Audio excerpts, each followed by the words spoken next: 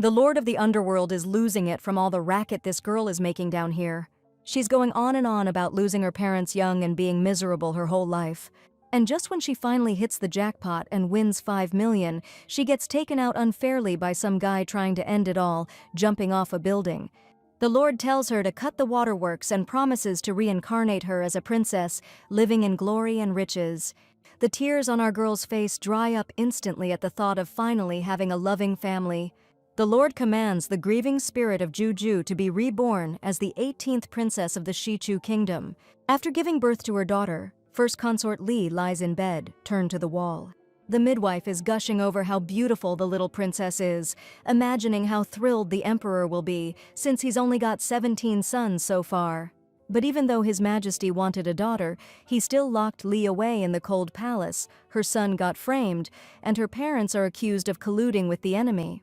Knowing it's the only way to protect her baby, the woman decides to announce to everyone that she gave birth to a son. They'll have to raise the princess disguised as a boy to shield her from any potential dangers. Opening her eyes, the heroine realizes with horror that the Lord of the Underworld screwed everything up, and she won't be getting that fame and fortune she was promised. 5 years have passed, and in that time, the girl hasn't seen any of her brothers, nor has she received decent clothes or food. Musing on her unfair life, the heroine amuses herself by climbing a hill near the house. Just then, Princess Anyang passes by with the Emperor Jiang's second concubine. The princess is outraged that this strange little runt isn't dropping to his knees before her in respect. The heroine tries to remember where she knows these people's names from. And suddenly, she realizes she's been reborn into the novel Long Live the Empress, and standing before her is Feng Kaiwei, the main character of that novel. The emperor has no daughter, so since childhood he's raised Feng Kaiwei, the daughter of a royal family member, in the palace, spoiling her like his own. She was even engaged to the crown prince, and he loved her to death. 10 years later, the Sichu Empire crumbled, and Feng Kaiwei went to the Nan Kingdom, becoming its empress. Together with the Nan Kingdom's emperor, she united the world and became a legend.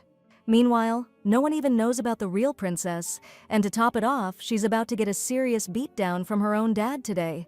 Princess Anyang demands the runt tell her his name, what palace he's from, and why he isn't bowing before her. According to the concubine, judging by his sloppy clothes, he's probably some servant girl's kid from the palace. Furious that the little punk isn't answering her, the princess winds up to smack him. But he blocks the strike and shoves her hand away, telling her to get lost. Stunned by the unexpected resistance, Feng Kaiwei decides to play it smart and, bursting into tears, calls for her uncle. The princess screams that the boy stole her stuff and tried to hit her. Before our hero can even react, the emperor himself appears behind her. He orders Fu An to catch the little punk who dared to mess with Kaiwei. Kneeling before the princess, the emperor hugs her and begs her to stop crying. All the while, he shoots the boy a contemptuous glare filled with malice. The heroine thinks about how messed up this whole situation is, since this tyrant's about to kill her, not knowing he's her biological father. The emperor asks the eunuch who the boy is and where he's from. He's told that the child was born to consort Li in the cold palace and is the 18th prince. With a wave of his hand, the emperor orders them to seize that brat and beat him to a pulp. The heroine doesn't get what this tyrant sees in Kaiwei, who lies without batting an eye, and she couldn't have stolen anything with so many people around. It doesn't surprise her anymore that in 10 years the Sichu kingdom will fall, since it's ruled by a tyrant who can't tell right from wrong. This is the second time the emperor thinks he can somehow hear the boy's inner thoughts. He whips around, surprised, realizing he's the only one who can hear it. The emperor orders the servants to halt, 'cause he's got a question for this little punk. The heroine's trying to figure out what's going on, and if she can dodge another freaking reincarnation. And out of nowhere, the emperor asks Kaiwei what exactly the kid stole from her. Feng's totally thrown off, 'cause usually she just has to say the word, and her uncle offs the guy, but this time he's asking way too many questions. She secretly tosses her gold bracelet into the bushes, then points at him, claiming the kid swiped it and hid it there. Seeing the bracelet lying right behind Kaiwei, the heroine's thinking any sharp person would know she planted it herself. She glares at the emperor, hoping he ain't blind and can spot a lie. Hearing the kid's inner voice again, the emperor thinks to himself that he shouldn't even be considering such obvious stuff. Turning to Kaiwei, he calls her out for lying and suggests calling the guards to interrogate her. Kneeling before His Majesty, the princess admits she screwed up and promises not to do it again. The emperor orders Kaiwei to be taken to the Dowager Empress. Only when she learns her lesson and stops lying can she return to Consort Jiang. He hears that kid's inner voice again, surprised that the tyrant suddenly has a conscience. Offended, he glares at the scruffy kid so fiercely that he starts shaking in his boots. Kaiwei runs to the consort, begging for help. The woman realizes that if the girl gets locked up, His Majesty won't come to her anymore. So she begs the emperor to forgive his beloved Kaiwei this time, whose suffering is just too much to bear. But His Majesty tells her to shut her trap and accuses her of failing to discipline the girl. Meanwhile, under the radar, the heroine tries to make a run for it, which doesn't escape the emperor's watchful eye. He didn't expect that brat's inner voice to be so damn right. The emperor's totally lost, though. Why's he the only one who can hear him? He's starting to think this kid's some kind of demon. She's freaking out, wondering why this tyrant's staring at her like that. She's scared he's gonna order her to be beaten. Meanwhile, the emperor himself is stunned by how gorgeous this boy is. He's definitely hotter than all his brothers combined. He's thinking if this scruffy kid was a girl, everyone would be head over heels. Too bad, right? So the emperor tells eunuch Fuan to get the 18th prince out of here. The heroine's thinking, finally, Dad's doing something smart. If he'd been this bright before, he wouldn't have trusted those snakes and locked her mom up in the cold palace. But she knows that the second the emperor steps onto that bridge by the lake, it's gonna collapse, and he'll break his legs. Not that she gives a damn, really. The old man's always ignored her and her mom. The eunuch walks the 18th prince right to the door and tells him to come back home soon. But the kid's not in a hurry to leave. He asks him to pass something on to his precious father. His Majesty should linger a bit longer at the lakeside tea party in the Imperial Garden before crossing the bridge. Meanwhile, the Emperor's standing by the bridge, thinking that while he can't exactly test if the Empire will fall in 10 years, he can test if he'll break a leg. But Fuan catches up to His Majesty and, clearly agitated, suggests he have some tea before going any further. The Emperor figures the kid's conscience must have finally kicked in, and he decided to warn the eunuch to stall him. He agrees to the offer to have tea before continuing on his way. 5 minutes later, the bridge is still standing, and the Emperor's starting to suspect that little punk lied. Just then, Madame Liu, the head librarian of the Imperial Library, approaches him. She informs him that the Imperial tutor and several dignitaries are waiting for His Majesty, insisting on an urgent audience. And just as the Emperor gets up to head to the library, the bridge behind him collapses with a massive crash. Seeing this, the eunuch's relieved they didn't cross it sooner, because it's terrifying to even think about what could have happened, all thanks to the 18th heir's warning. The Emperor can't believe his eyes. The bridge really did collapse. Looks like the kid does have the gift of foresight. So, the kid's not a demon, but a true blessing from the heavens. If he'd actually stepped on that bridge, he'd be missing a leg. Or worse. And an empire without a ruler is just begging for a split. The Emperor tells Madame Liu to have everyone clear out, except for the Imperial advisor. He's heading to the Cold Palace pronto. Meanwhile, as soon as our girl gets home, her mom rushes in for a hug. Last time her son went out for a bit, he ended up in the slammer. Now, this little one is all she's got in the world. The girl tells her mom not to cry, promising that when she grows up, they'll definitely live the good life. As for her brother, she knows he was framed. It's not time to save him yet. She needs to wait for someone to return to the palace. Smiling and hugging the girl, Lee says she doesn't need anything except for her daughter to be alive and well. Looking at her kind and beautiful mother, the heroine thinks what a blind fool her father must be to trade her in for others. Meanwhile, the woman is thinking how smart her little one is, since she's been hearing her thoughts since birth. A frightened servant girl runs into the room to announce that the Emperor is heading towards the Cold Palace. Lee doesn't understand why he'd suddenly decide to show up, but she figures it can't be good. So she decides to hide Juju, but the girl asks her not to be afraid, because maybe her father is coming to take them away from here. The woman barely believes it. In her opinion, they're probably stuck here for the rest of their lives. At that very moment, the Emperor appears on the threshold. He quickly scans the Cold Palace, where the conditions are definitely awful. The first consort drops to her knees before him and wishes His Majesty 10,000 years of health. The Emperor's eyes are glued to the woman. Even in those simple clothes, she's stunning, like a lotus rising from pure water. And damn, she's only gotten more captivating over the years. He reaches out a hand to help her up, telling her to skip the formalities and have a seat. Nursing his tea, the Emperor ponders how to reward Juju for saving him. But he's hesitant to announce the kid's future-telling abilities to everyone. Plus, after all these years, the boy might be holding a grudge and refuse to help with any predictions. Consort Li frets that the Emperor doesn't like the tea, but then an idea hits him. He announces that he's reviewed her case of, shall we say, misconduct, and since she raised the 18th prince, she's free to leave the cold palace. While Li thanks His Majesty for his grace, our girl's thinking, finally, my old man's coming around. If he keeps this up, I might actually start to like him. Hearing those thoughts, the Emperor thinks, I don't need that little brat's affection. The whole world already loves me.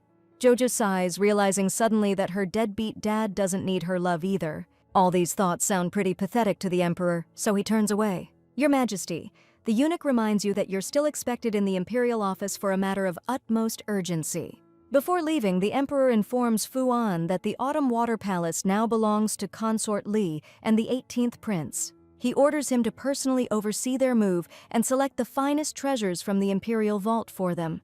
He barely gets out the door when he again hears Ju's thoughts, who figures out that father is going to discuss military affairs at the border. Except in this battle, Western Chu won't just lose, but they'll lose 30,000 soldiers, and the Emperor will have to cede land and pay tribute, suffering massive losses. The ruler freezes, because losing so many soldiers would be a catastrophe, and all of this could be a harbinger of the Empire's doom.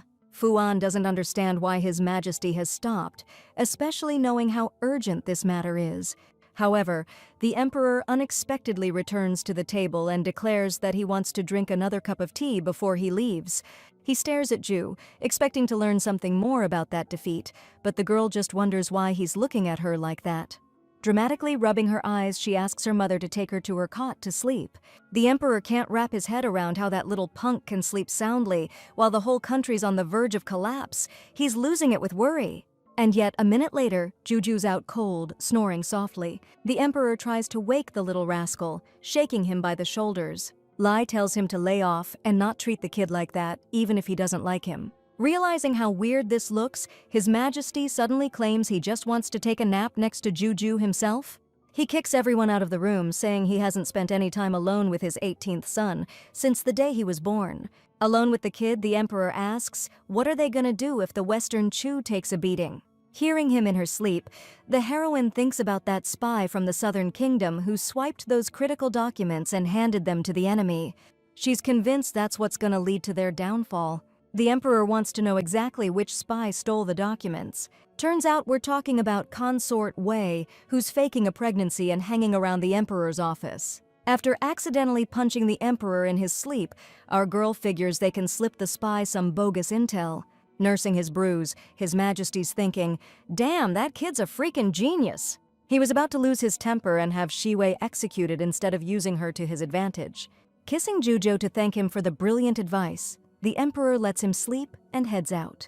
A little later, with all their stuff packed, Fu An tells Lady Li it's time to head to the Autumn Water Palace. The consort asks the eunuch to let her bring Nanny Gui, who's helped them all these years and kept the 18th heir alive at birth. Fu An tells her it's her call, promising to clear everything with palace administration. The heroine's stoked that Nanny's coming with them, and that they're starting a new life today. The other maids are jealous of Gui and wish they'd gotten on Lady Li's good side earlier, cause they never imagined you could leave the cold palace. 7 days later, the Emperor followed Ju's advice, slipped fake intel to the Wei spy, and ordered an ambush. The result? The Empire crushed the Southern Kingdom in a way history's never seen before. Total victory. The Emperor's inner circle is singing his praises, saying the Southern Kingdom's sending envoys to negotiate. Pleased as punch, the Emperor's about to head to the Autumn Water Palace, but his advisor rushes up, says he's got something urgent, and drops to his knees before the ruler. He says he's about to kick the bucket, and before he goes, he needs to warn the Emperor. He saw in the stars that in 10 years, Shichu will fall, but the 18th heir can save it. No matter what, Juju must be protected and trusted. His Majesty promises to remember this, but also wants to know if it's fate that he has no daughters. The advisor lowers his head and replies that heavenly secrets can't be revealed. With that, the old guy clutches his chest and drops dead. Little Juju's giggling like crazy on the swing set. Mom's finally smiling as she pushes her. The Emperor finds them like this. finally decided to head over to the Autumn Water Palace after talking with his advisor. On the way, he's been chewing over the old man's death, wondering if it was just his time or payback from up above for spilling the beans. She's thinking, why's Dad so gloomy, especially after we won the war? She's remembering the death of the Grand Advisor, which totally throws the Emperor for a loop. Grabbing Ju by the shoulders, he demands to know what really happened to the old guy. She's like, Dad's lost it. The advisor was ancient, it was just his time to go. The Emperor hears her thought and, relieved his conscience might be clear, plants a big, happy kiss on Ju. The girl's so flustered by the sudden smooch, she turns bright red. Ju starts whining, complaining that the Emperor got her all slobbery. To shut him up, His Majesty plants an even bigger kiss on his son. Seeing this, Lee kisses Ju on the other cheek, putting her and the Emperor face to face. This whole scene brings tears to our girl's eyes, 'cause she never had parents in her past life. Lady Lee and the Emperor both hear her thoughts and their hearts ache with regret. They both hug Ju tight, determined to shower the kid with all their love and kindness. The next day, Lady Lee gets more gifts from His Majesty than any concubine ever has. Joju's itching to wear girly clothes, but Mom won't let her just yet. The accusations against Lee haven't been dropped, and her parents are still exiled up north, so she and Ju are still vulnerable. Nanny Gui says concubine Chin Fei will be visiting soon and asks what to serve. Hearing that, our girl tries to figure out why Zhang's and Feng Kaiwei's puppet is coming to see them. Whenever a concubine gets in her good graces, Chin Fei starts spending more time with her. And then those women mysteriously kick the bucket, so Ju and your mom absolutely can't earn her trust. Hearing her daughter's thoughts, Lee asks Nanny Gui to serve something simple, nothing fancy. Guy's surprised by her mistress's decision, since she always said to keep Chin Fei's favorite dishes ready. According to Lee, this concubine's friendship is fake, because in all the years she spent in the cold palace, she never once checked on her, not even when she was at death's door. The nanny's glad her mistress gets it, 'cause she used to call her sister, but a sister wouldn't abandon you in your time of need. Meanwhile, Chin Fei asks Feng Saiwei to tell consort Jiang that she's definitely moving into the Autumn Water Palace. After that, she plans to off Li Fei and her son, and if she screws it up, Chin's ready to pay the ultimate price. Feng Kaiwei is counting on the concubine and promises a hefty reward for it. And now, Chin Fei's visiting the Autumn Water Palace, pretending to check on her dear little sister. What's weird, though, is how cold Li is acting. You'd think she'd be bawling her eyes out after all these years apart. Still playing the sweet friend, the woman reaches out to hug the 18-year-old heir. Our girl doesn't want that snake laying a hand on her. Lee, hearing her daughter's inner voice, tells Chin Fei to keep her hands off Ju. The sly concubine gushes over the palace's opulence, way better than her drafty, run-down Quishuan. Lee suggests taking it up with the main palace, pointing out she's no construction worker and can't help her with that. Chin Fei tries to guilt-trip her, claiming she's childless, so the palace staff ignores her. But Li Fei isn't buying it. Chin's wearing a silk kimono that costs a fortune. If she was really being neglected, they wouldn't let her wear something so extravagant. Since that didn't work, Chin Fei switches gears, saying she's just worried about her friend and wants to move in so she won't be lonely. But Li reminds her that for years, she couldn't have cared less. Which leads her to believe Chin Fei's definitely got something up her sleeve. Totally stung that her childhood friend could think so low of her, the concubine says they should just cut ties then. Qin's sure Li can't break things off and begs her to stay. But to her shock, the woman orders the servants to escort the guest out. Insulted by the treatment, Qin Fei vows that Li will definitely regret this. She's in awe of her mom, who not only got rid of the concubine but dodged a new bullet too. The nanny announces that the 10th and 11th heirs are visiting, standing outside and hesitant to come in, but Lee tells her to send them away. She wonders why her mom's so cold to the 10th and 11th brothers. After all, they were close to the 13th and rushed to save him when things went south. Because of their guilt, they won't marry, won't have kids, and will eventually die, and Mom probably doesn't even know. The girl suggests her mother let them in since they were good to her brother. Since the woman can hear her daughter's thoughts, she agrees to her suggestion. The guys come in and congratulate Lady Lee on getting out of the cold palace. They promise they'll definitely figure something out about the 13th brother. The heroine smiles, sneaking glances at the boys who are totally bewildered. Her mom, meanwhile, invites them in to have a cup of tea together. The guys can't believe it because Lady Lee never offered them tea before, just chewed them out. Taking their hands, the woman says that 3 years in the cold palace taught her a lot, and she apologizes for misjudging them, because now she knows their intentions are good. According to the 10th heir, they were the ones acting out of line before, but now they promise not to upset her anymore. Just then, Jujo comes over, and Mom suggests she get to know her older brothers.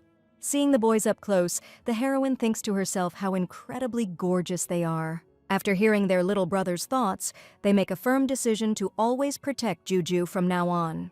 The boys eagerly rush to hug and squeeze him. Just then, the Emperor walks into the room, curious about what they're all chatting about so animatedly. Picking Juju up, His Majesty remarks that the 10th heir has grown a lot, but he thinks his son looks sad for some reason and offers to help if someone has been giving him trouble. It's obvious to the eunuch that the boy's upset about Juju being taken away, but he says his tummy just hurts. In that case, the Emperor orders both brothers to go to the doctor immediately. The boys leave, heads down, regretting their made-up excuse because they really just wanted to spend time with their little brother and their dad, who they've never even had dinner with. Suddenly, Ju declares that he likes his older brothers, whose tummies are probably hurting from hunger, and suggests they all eat together. The Emperor is happy to grant his youngest heir's wish. During lunch, the heroine notices that both brothers are barely touching their food, probably scared of their father, who doesn't even notice. While she's racking her brain trying to help them out, the boys are thinking about how caring their 18th brother is. Suddenly, the heroine is shocked by the way their old man is looking at their mom. And as she's mentally comparing her father to a predator, everyone at the table hearing her thoughts freezes, jaws dropped. Jojo suggests that her father eat more, adding in her mind that it might distract him from staring at mom like that. Just then, a eunuch enters the dining hall and announces that Princess Anyang is kneeling at the gates, begging His Majesty for forgiveness. In the Emperor's opinion, if she's here instead of learning how to behave, then she can just stay right there. Meanwhile, the maids are shocked at how he can treat the princess like that, especially since she could catch a cold in the rain. Her parents try to get the girl to leave, but she continues to kneel on the wet ground. However, despite all attempts to lift her up, the girl insists that she won't get up until the Emperor forgives her. Feng Kaiwei is dead set on getting forgiveness, otherwise she could lose everything, his favor and her fortune. After a bit, the advisors come bowing to the Emperor to tell him that Prince Duan and his wife are taking the princess home, the one he worked so hard to keep at court.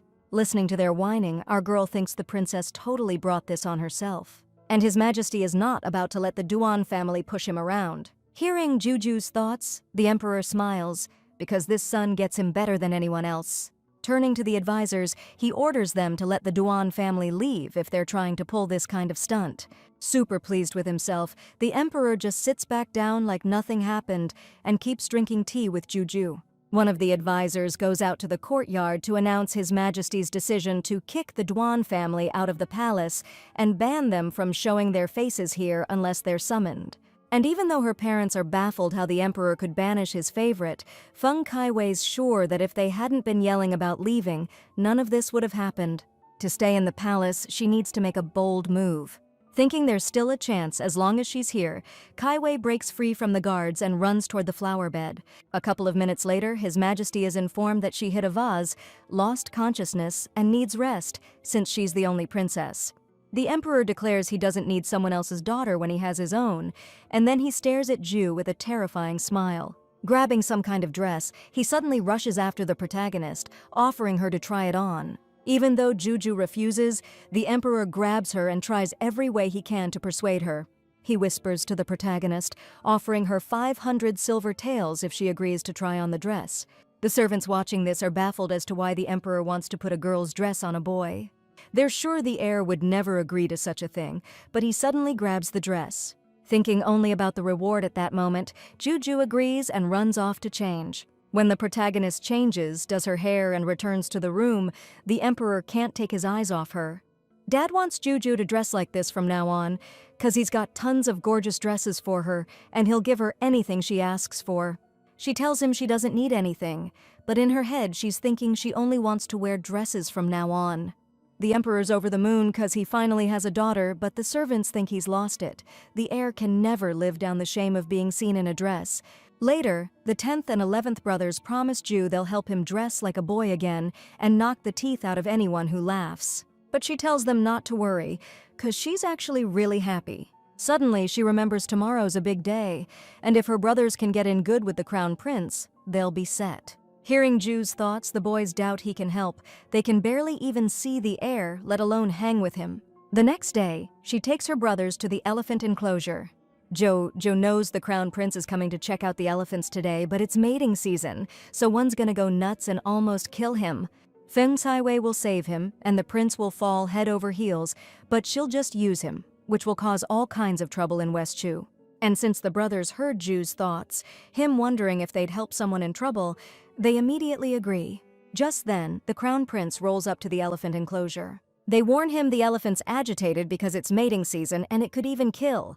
But the animal's already rearing up, smashing the prince's carriage with its trunk. The heir gets thrown from the carriage and slams onto the ground, right under the elephant's massive feet. That's when the 10th heir yells, trying to get the animal's attention and lure it with fruit. Meanwhile, the 11th brother rushes to the prince's aid, trying to bring him around. The elephant furiously charges him from behind and slams its trunk into his back. Finally, the 10th heir manages to grab the enraged animal's attention with a whole basket of fruit.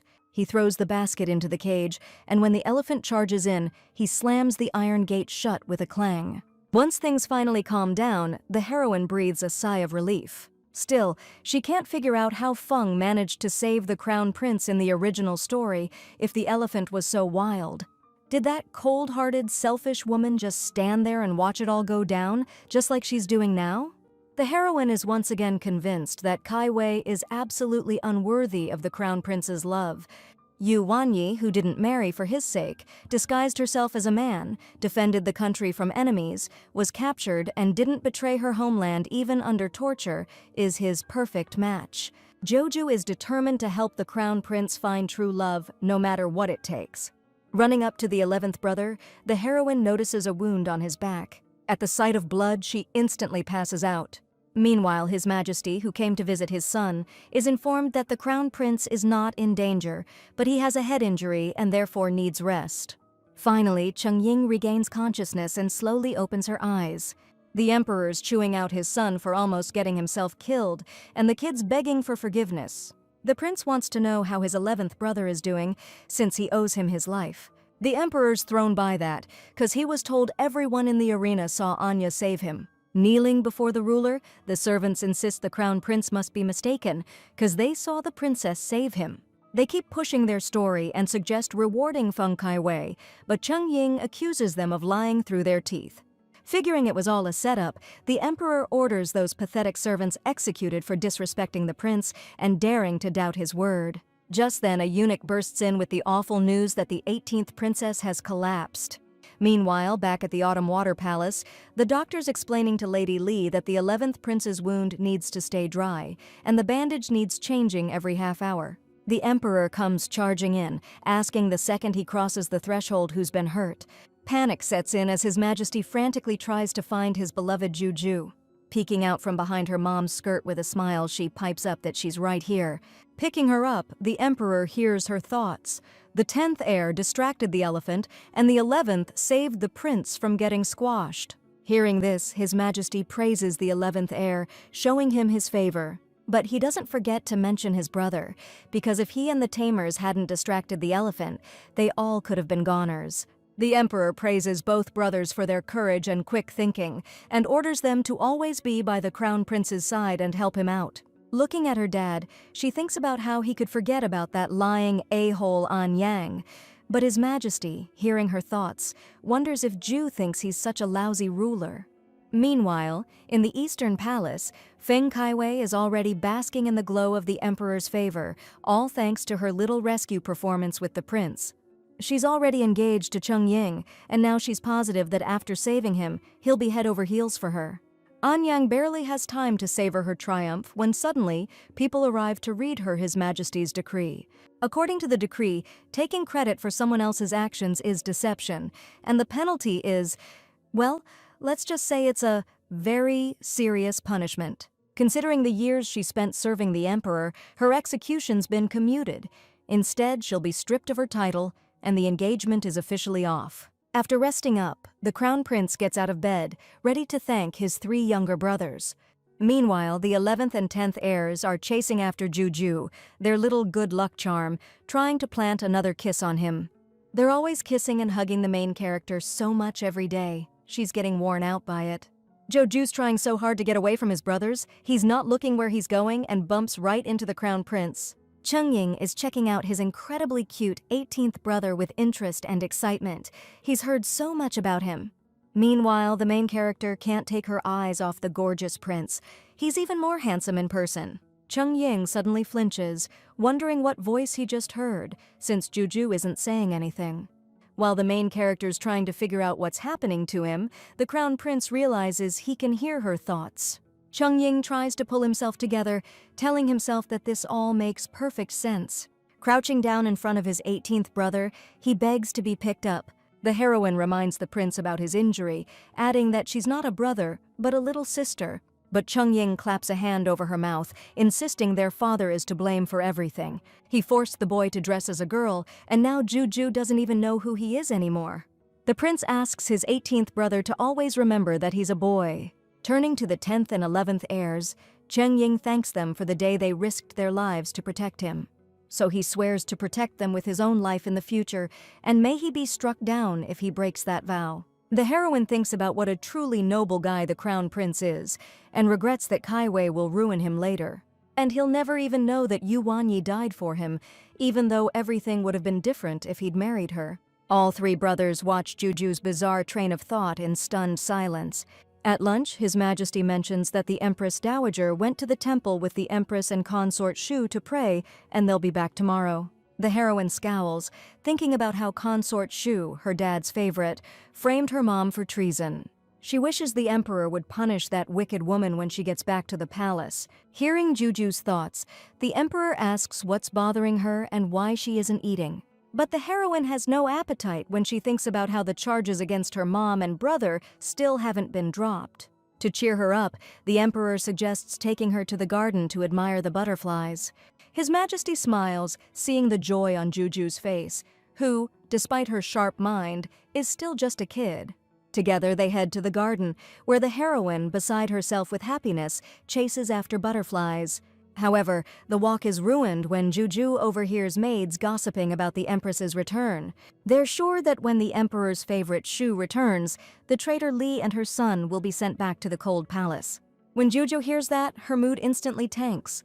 Announcing she's tired of playing, the girl heads back to the palace and tells the Emperor to stay put. Enraged, His Majesty orders the gossips rounded up, their tongues ripped out and fed to the dogs, then beaten to a pulp. The next day, everyone gathers at the main palace entrance to greet the Empress Dowager. Joju's worried whether the Empress Dowager will like her and her mother. But Li insists the Empress Dowager is super kind, and back in the day, when she found out Li was pregnant, she saved her life, despite the objections. The Emperor's sure Juju's so adorable, her grandma's gonna fall head over heels for her right away. The heroine smiles, 'cause after all that, she's not scared anymore. And finally, the Empress Dowager returns, escorted by the Empress and Consort Shu. Bowing, the heroine thinks her grandma looks pretty stern and seems to be in a foul mood. Approaching her son, the Empress Dowager announces that it looks like a lot went down while she was away from the palace. Happy to see his mother back, the Emperor introduces her to Juju, who he's been writing to her about. He whispers in her ear that he ordered the boy to be dressed like that, and asks her not to blame the kid or Lady Li for it. The little girl clutches her mother's skirt, thinking about how powerful, intimidating, and scary her grandma's aura is. The Empress Dowager hears Juju's terrified thoughts and wonders if she really is that frightening. Suddenly realizing that she can hear this child's thoughts, she gets a real scare herself. Smiling as warmly as she can, the Empress Dowager scolds her son for not telling her about such an adorable granddaughter sooner, because she would have come back faster. The woman bends down and motions for Juju to come closer so she can give the little one a hug. According to the Empress Dowager, there's no girl in the world more lovely and dignified. She's sure everyone around here must be blind if they can't see that she's a real, genuine beauty of a princess. Grandma hands her granddaughter some gold bracelets as a gift, and the girl's eyes light up with delight. Watching them, the Emperor thinks about how easily Juju can be swayed. Suddenly, the heroine notices Consort Shu approaching His Majesty. She claims that all the days they've been apart, she's been thinking only of him. Waving the woman away dismissively, the emperor states that the family feast is ready, and if Shu wishes, she can join them. Leaving her standing there completely bewildered, he heads over to his mother to ask if he can hold Juju. Later, His Majesty, his mother, and his daughter watch a performance by dancers. The emperor really wants to hold Juju too, and he asks his mother if she's getting tired. Handing her granddaughter another treat, the woman repeats, for the 10th time, that she's not tired. Consort Shu asks to be allowed to raise a toast to His Majesty. She says she's been thinking of nothing but him lately, and that's why she's inviting the emperor to relax in her chambers. Watching them, our girl's thinking what a snake Shu is, and hoping her old man doesn't fall for it and go with her. The emperor can hear Ju's thoughts. She's itching for him to set things right, since Shu framed her mom with that outrageous accusation of treason. Offering His Majesty a sake glass, the concubine whispers that she has hangover soup, and she'll be waiting for him tonight. Evening rolls around, but the emperor still hasn't shown up at Shu's place. Her servant tells her he's gone to the Autumn Water Palace with a ton of gifts. The woman can't believe the emperor traded her in for that low-down Li.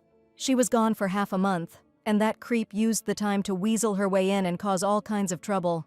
According to the servants, nobody knows what kind of magic Li used, but His Majesty spends all his time with her, ignores the other concubines, and is constantly showering the 18th prince with gifts. Blind with rage, Shu smashes the vase on the table to pieces. Last time Li Fei managed to survive even after being accused of treason, but this time she's planning to finish her for good. Little does Shu know, the emperor's been standing right outside the door the whole time, silently watching everything. He set a little trap, and this snake, somehow getting support from the palace, immediately showed her true colors. Hearing Shu threaten to not just confine Li to the cold palace this time, but to destroy her, the emperor signals the eunuch. The eunuch silently unlocks the door, and His Majesty enters the room. Getting up from her knees, the maid informs the concubine that the emperor is standing behind her. Shu flinches, afraid to turn around, desperately trying to come up with an excuse in case he heard everything. Along with the maid, she kneels before His Majesty, asking when he arrived. Looking at the deceiver with contempt, the emperor kicks her in the face. He says he's never hit a woman before, but Shu disgusts him so much that he couldn't restrain himself. The concubine's trying to weasel her way out, saying she was talking crazy and none of it's true. According to Shu, it was all just jealousy talking, 'cause she's head over heels for His Majesty, and she was super bummed when she found out he went to see Lady Li. Turning away, the emperor orders the concubine stripped of her title for slander and banished to the cold palace. On top of that, he orders that Li Fei be pardoned, her name cleared of these bogus accusations, and her family's reputation restored. The emperor's thinking about how he needs to pick the right time to free the 13th prince, or he won't be able to shut up all those advisors. Meanwhile, back at the Autumn Water Palace, Juju's begging her mom to tell her one more bedtime story. Just then, a servant comes into the bedroom to announce the gifts that the emperor sent them. And while Lady Li's trying to figure out why the sudden generosity, Juju's already checking out the chests full of treasure. Walking into the room, the emperor explains that he heard concubine Shu admit with his own ears that she framed Li with the treason charge. He's sorry she had to suffer all these years, saying he should have looked into things more carefully instead of rushing her off to the cold palace like that. Li's saying we gotta let the past go. Gotta drop the baggage to move forward, right? The emperor's hoping she's not mad at him. She says she wouldn't dare be. Watching them, she's thinking, Dad must be head over heels for Mom acting like this, and both parents hear that. Lady Li smiles at her daughter, who's obviously too young to get that an emperor can't really do the whole love thing. Patting Juju on the head, she tells the emperor it's getting late and he should get some rest. Hearing that His Majesty wants to stay here tonight, Li figures she'll just sleep in the next room. Looking bummed, the emperor says if that's the case, he'll head back and wait until she's ready. But he is taking Juju with him tonight. Waking up the next morning, she finds out the emperor's bringing her to the morning audience. He wants to announce to everyone that he now has a precious daughter, the sweetest and most delicate in the world. What if it turns out she's just a dude dressed as a girl? The counselors gathered in the reception hall are mentally drooling over the 18th princess's insane beauty. Meanwhile, they're dragging in General Zhou Ye, the disgraced commander who kept eating dirt in the war. The emperor's demanding to know how this incompetent general, who screwed up the army, plans to pay for it. Zhou Ye bows his head before the ruler, saying a guilty subject deserves only death. Meanwhile, our girl's trying to figure out how to tell her dad the general's actually not to blame. He's talented and loyal to Western Chu through and through. He was losing because of a Wei spy, plus they were messing with his head, controlling him with magic. That's what caused his defeats. Poor Zhou lost 3 sons and a daughter in the war, and the southern bastards captured his wife. To save her from dishonor and keep her from betraying Western Chu, he strung his bow and took her out himself, but he never told anyone or asked for a reward.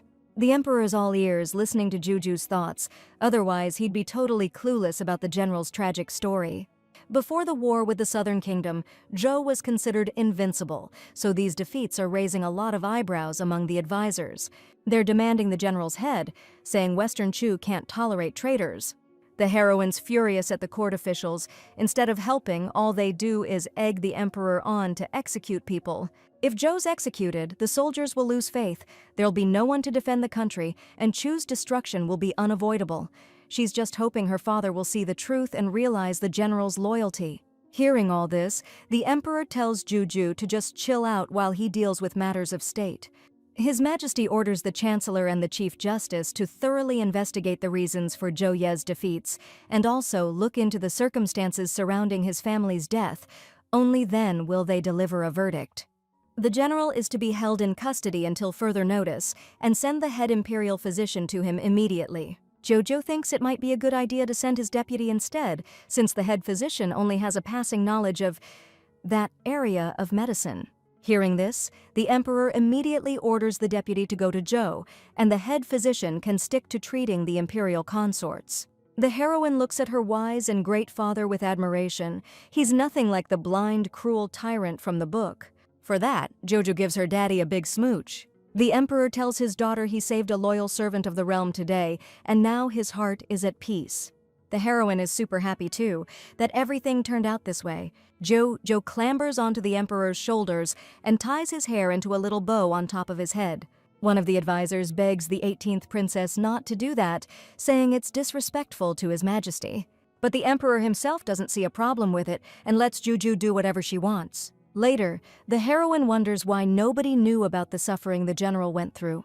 You'd think even if he kept quiet, the emperor would have known something, but apparently he really was in the dark. Maybe someone was deliberately hiding this info, trying to get his majesty to take out the general. Hearing this, the emperor decides to investigate personally and asks Juju to go to her mom, promising to visit them later. The heroine just can't stop gushing about how awesome and powerful her dad is. Later, after the emperor went to court himself and got to the bottom of things, he summons the general and demands he spill everything. But Zhou refuses to say a word, figuring his majesty wouldn't believe him anyway. The emperor insists the general tell him what's going on.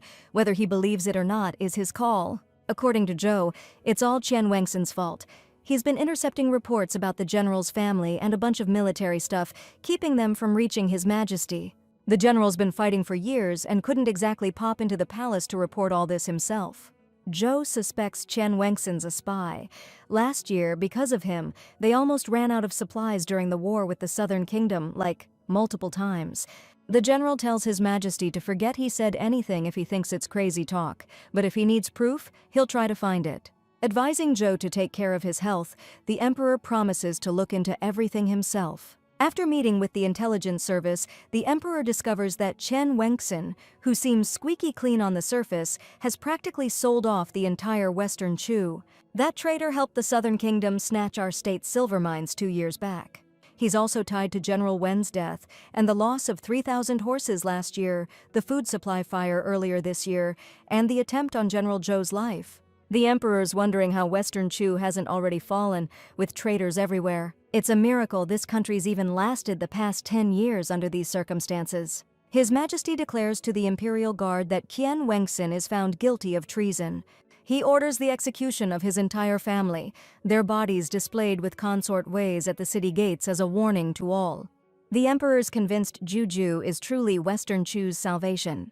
He asks where the 18th princess is, and the eunuch reports she's spending time with the crown prince. He's in charge of welcoming the Southern Kingdom's envoys for peace talks after our defeat, to cede land and pay reparations, and curious Juju won't leave his side. All those characters in the book on strategy for dealing with foreign envoys are making our girls' heads spin. The Crown Prince wants Zhao Er to light some incense to clear his head. Hearing that name, Zhujo frowns, 'cause she knows that girl's a spy. She's gonna bring trouble to Western Chu and hurt the Crown Prince.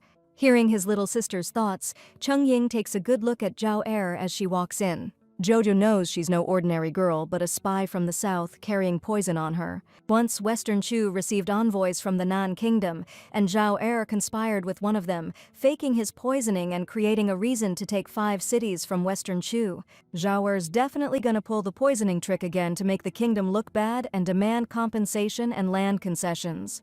Cheng Ying realizes his position as Crown Prince could be in jeopardy, 'cause killing envoys is a no-go, even during wartime. Zhao Er knows how to make incense, and she can easily poison people using special spices. The prince wonders what he should do, 'cause even if he offs this girl, dozens of other spies will just take her place. Maybe he should just drink the poison meant for the envoy himself. That'll expose the whole conspiracy, and then they'll be begging to give up territory and pay reparations. But if we can't find the right antidote, he could actually die. And Cheng Ying hasn't even done anything yet. No wife, no kids, hasn't even met this Madame Yu he's heard so much about from Juju. Just then, he hears the little girl's thoughts. Seems like she knows how to get Chu from playing defense to going on the offensive. The prince needs to secretly find the antidote meant for the envoy and reveal it after the poisoning to expose the conspiracy. Cheng Ying can't believe he didn't think of something so simple himself. He happily kisses the clever Juju, his lucky little star. The girl doesn't understand what's going on with the Crown Prince and why he's messing with her face again. A while later, the girl is diligently grinding special herbs and roots in a mortar. Good thing she learned a bunch of recipes from the orphanage director back in her past life. So even if the Crown Prince can't find an antidote, Juju can whip one up herself. Watching all this, the Emperor asks Madame Li if someone's sick, but she says her daughter just felt like playing with medicine for some reason. His Majesty orders the eunuch to fetch the court physician and bring all the medicinal herbs Juju asks for. He wants his little girl to have a good time and offers to lend a hand. Since the pestle in the mortar is super heavy, she happily takes him up on it. And even though the eunuch thinks the Emperor shouldn't be doing this kind of work, he's not even listening and is already rolling up his sleeves. Jo shows him which herbs to grind and shouts that she has the best dad in the whole world. After a little while, she's already holding a bottle of universal antidote. Now she can get rid of all the nasty stuff around here in no time flat. It's lunchtime, and the Emperor scoops her up and carries her back to the palace. He seats her at a table piled high with all sorts of treats. She's over the moon, realizing the royal treatment her father's giving her. And the Emperor, for his part, is thrilled that his daughter took the initiative and kissed him. On cloud 9, he fusses over her, trying to please her even more. Madame Li watches the scene with a smile, her heart overflowing with happiness. 3 days later, ambassadors from the Kingdom of Nan arrive for an audience with the Emperor. Bowing before His Majesty, they declare they've come in peace. The Emperor, with Juju on his lap, invites the ambassadors to take a seat. To show his appreciation, one of the guests asks to be allowed to propose a toast. However, the Emperor begs their forgiveness, as he will only be drinking tea because his precious daughter can't stand the smell of alcohol. Downing his shot, the ambassador suddenly starts coughing, blood gushing from his mouth. The other ambassadors accuse the Chu kingdom of an unforgivable act and are about to send a request to the alliance representatives. The Emperor demands the Crown Prince explain what the heck is going on. Jojo is itching for Cheng Ying's answer, figuring he's already got proof of the ambassador's scheme. The prince tells his father not to sweat it, pulls a little bottle from his pocket, and promises to sort everything out. Because thanks to Ju's tip, he already snagged the antidote the ambassadors brought with them. As a prince of the Shichu kingdom, he declares with all his heart that they would never, ever poison their guests. If the ambassadors are pushing for the high court, then so be it, because his kingdom has nothing to hide. So, after a while, representatives from the alliance arrive in the hall to get to the bottom of this. The ambassadors claim the Shichu emperor has no sense of decency, going so far as to off one of them. Lu Jin from the alliance wants to know if the imperial family has anything to say for themselves. The ambassadors are demanding that Western Chu pay a steep price for what they've done. They want financial compensation, territorial concessions, and a personal apology from the emperor. Meanwhile, His Majesty claims he believes the Nan representatives poisoned their own envoy. And the motive is obvious. They wanted to grab a piece of his land that way. One of the ambassadors shouts that it's bull and there's no proof of it. Just then, Chung Ying reveals a special antidote found in the guests' quarters, specifically prepared and brought from the south. The ambassador just smirks, because the prince can't prove that this remedy was found in their room. Chung Ying asks the court physician, who still hasn't been able to identify the poison used, to come forward. If the doctor sees the antidote, he'll be able to recognize the poison and therefore say what it's made of. The doctor pops the top off the vial, takes a sniff, and instantly recognizes the scent of herbs that only grow down south. Only the Nan royal family knows the recipe for red thorn poison, made from these herbs, and the process needs a specific temperature, so it can only be made down there. The prince suggests giving the ambassador the antidote to immediately confirm the doctor's deductions. As soon as they let the unconscious guy get a whiff of the stuff in the bottle, he snaps right back to it. Liao Jin demands the Nan Kingdom's ambassadors confess they poisoned his guy to frame Western Chu. The ambassadors, who were so cocky just a second ago, drop to their knees and beg the great emperor for mercy. The alliance rep informs His Majesty of their decision to double the amount of land the Southern Kingdom has to hand over as compensation. After seeing the ambassadors out, the emperor announces it's time to reward everyone. Chung Ying now really thinks Juju is his lucky charm, since she helped the kingdom and saved him from losing his position as crown prince. His Majesty praises his son for a job well done. He's reminding Chung Ying that he now needs to find and punish the guy who poisoned the drinks. Also, according to the emperor, Chung Ying's been hogging Juju for way too long, and he wants her back. As he takes his daughter, he mentions that there are still unresolved issues with the Nan Kingdom, plus there's a spy from the south working in the palace, but they don't have proof yet. Looks like the enemy's been infiltrating their circles for a while now, so the emperor's sending the crown prince to get to the bottom of it. He, on the other hand, is gonna have some quality time with his precious Juju. The courtiers, totally smitten with the little one, are begging His Majesty to let them hold the princess for a bit, since she's the first girl in 3 generations. Their request pisses her off, 'cause she's not some monkey to be played with. She grabs onto the emperor's kimono tight, not wanting to go to strangers, 'cause she's way better off with her mom and dad. Hearing Ju's thoughts, the emperor announces that he has to refuse the courtiers, since the little girl is still too young for such outings. Wang Ning isn't backing down and points out that the princess is already 5, and if she can feed herself, that's good enough. When the emperor says Ju still needs help, the guy suggests sending a nanny with her, even though he's got plenty of servants back at his place. Wang Ning reminds him how His Majesty raised Prince Duan's daughter in the palace just to get a taste of being a dad, and now he figures he should do his buddies the same solid. The emperor shoots Wang Ning a hard look, telling him he's getting way out of line. Dropping to his knees before the ruler, the guy apologizes, saying he must have gotten carried away, admiring the princess. His Majesty orders Wang Ning to get up, and just then, the Empress Mother walks into the hall. She says the emperor loves his daughter so much he doesn't want to share her, plus she's really too young right now, but when she's older, she can hang out with more people. Then His Majesty's uncle, Wang Su, steps forward and says he's willing to pass on the joy of babysitting the princess. All he asks is that they give him the pearl the Empress Mother just got. The woman wants to know what he needs an oriental pearl for.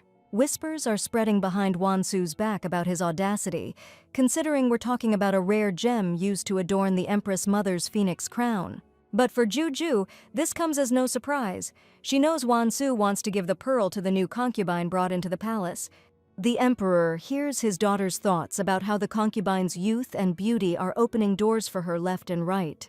Now she's demanding the impossible from this old man, not caring what kind of trouble it puts him in. Hearing that almost made the emperor choke. Meanwhile, Wang Su is pleading with His Majesty to grant his one request, if only out of respect for his uncle's advanced age. The emperor can feel Juju tensing up, thinking he absolutely can't agree to this. Because if he does, the Empress Mother will be the laughingstock of the palace, with everyone saying she's been one-upped by some concubine.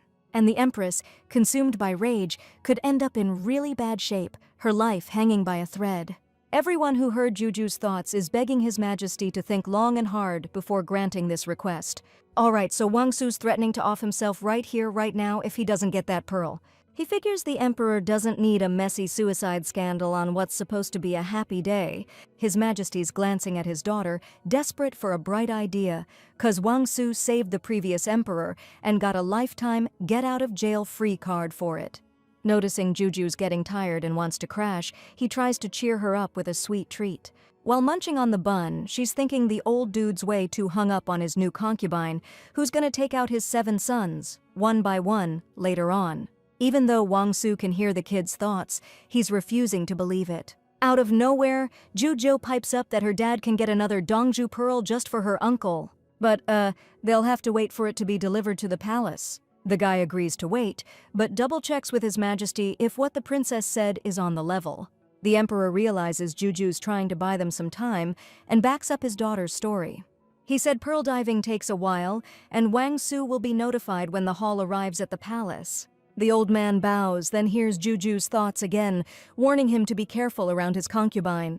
That girl's not as innocent as she looks, and in a few days, Wang-Su's son will be pushing up daisies because of her. And even though the old man refused to believe what he thought was crazy talk, a few days later, he was actually mourning his son. Standing behind him with a satisfied smirk is that very same concubine, Kaixia. In her opinion, that little punk could have stuck around longer if he hadn't been sticking his nose where it didn't belong, and besides, she's the one who's going to give Wang-Su an heir. Suddenly, the grief-stricken old man remembers Juju's warning.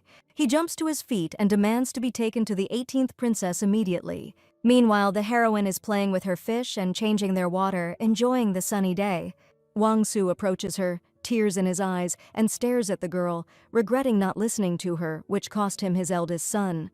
But when Jujo spots him and turns around, the old geezer bolts with a speed you wouldn't believe. Wang-Su disrespected the princess, and if he apologizes now, it'll be a total humiliation. His son's death could just be a tragic accident after all. There's no way this kid knows everything. Meanwhile, the heroine's wondering if she's really that hideous. And even though Mom says Juju is adorable, she's wondering why Grandpa Wang-Su ran off the second he saw her. Picking up the little one, the emperor explains it's just because things are a little tense in her uncle's family right now. His Majesty's worried Juju's not dressed warmly enough. It's pretty chilly today, and nobody wants her catching a cold. Snuggling against her father's warm chest, the heroine thinks about how he has a really strong yang energy, just like she expected. She asks what that nice smell is coming from the emperor, and says she wants to smell like that too. So His Majesty orders the eunuch to take some oud wood to the princess's chambers. The aide is totally thrown, 'cause this incense is emperor only, and he's never shared it with anyone before. The emperor asks his little sweetheart what else she wants. Imagining herself on vacation, where dad grants her every wish, she says she doesn't need anything right now.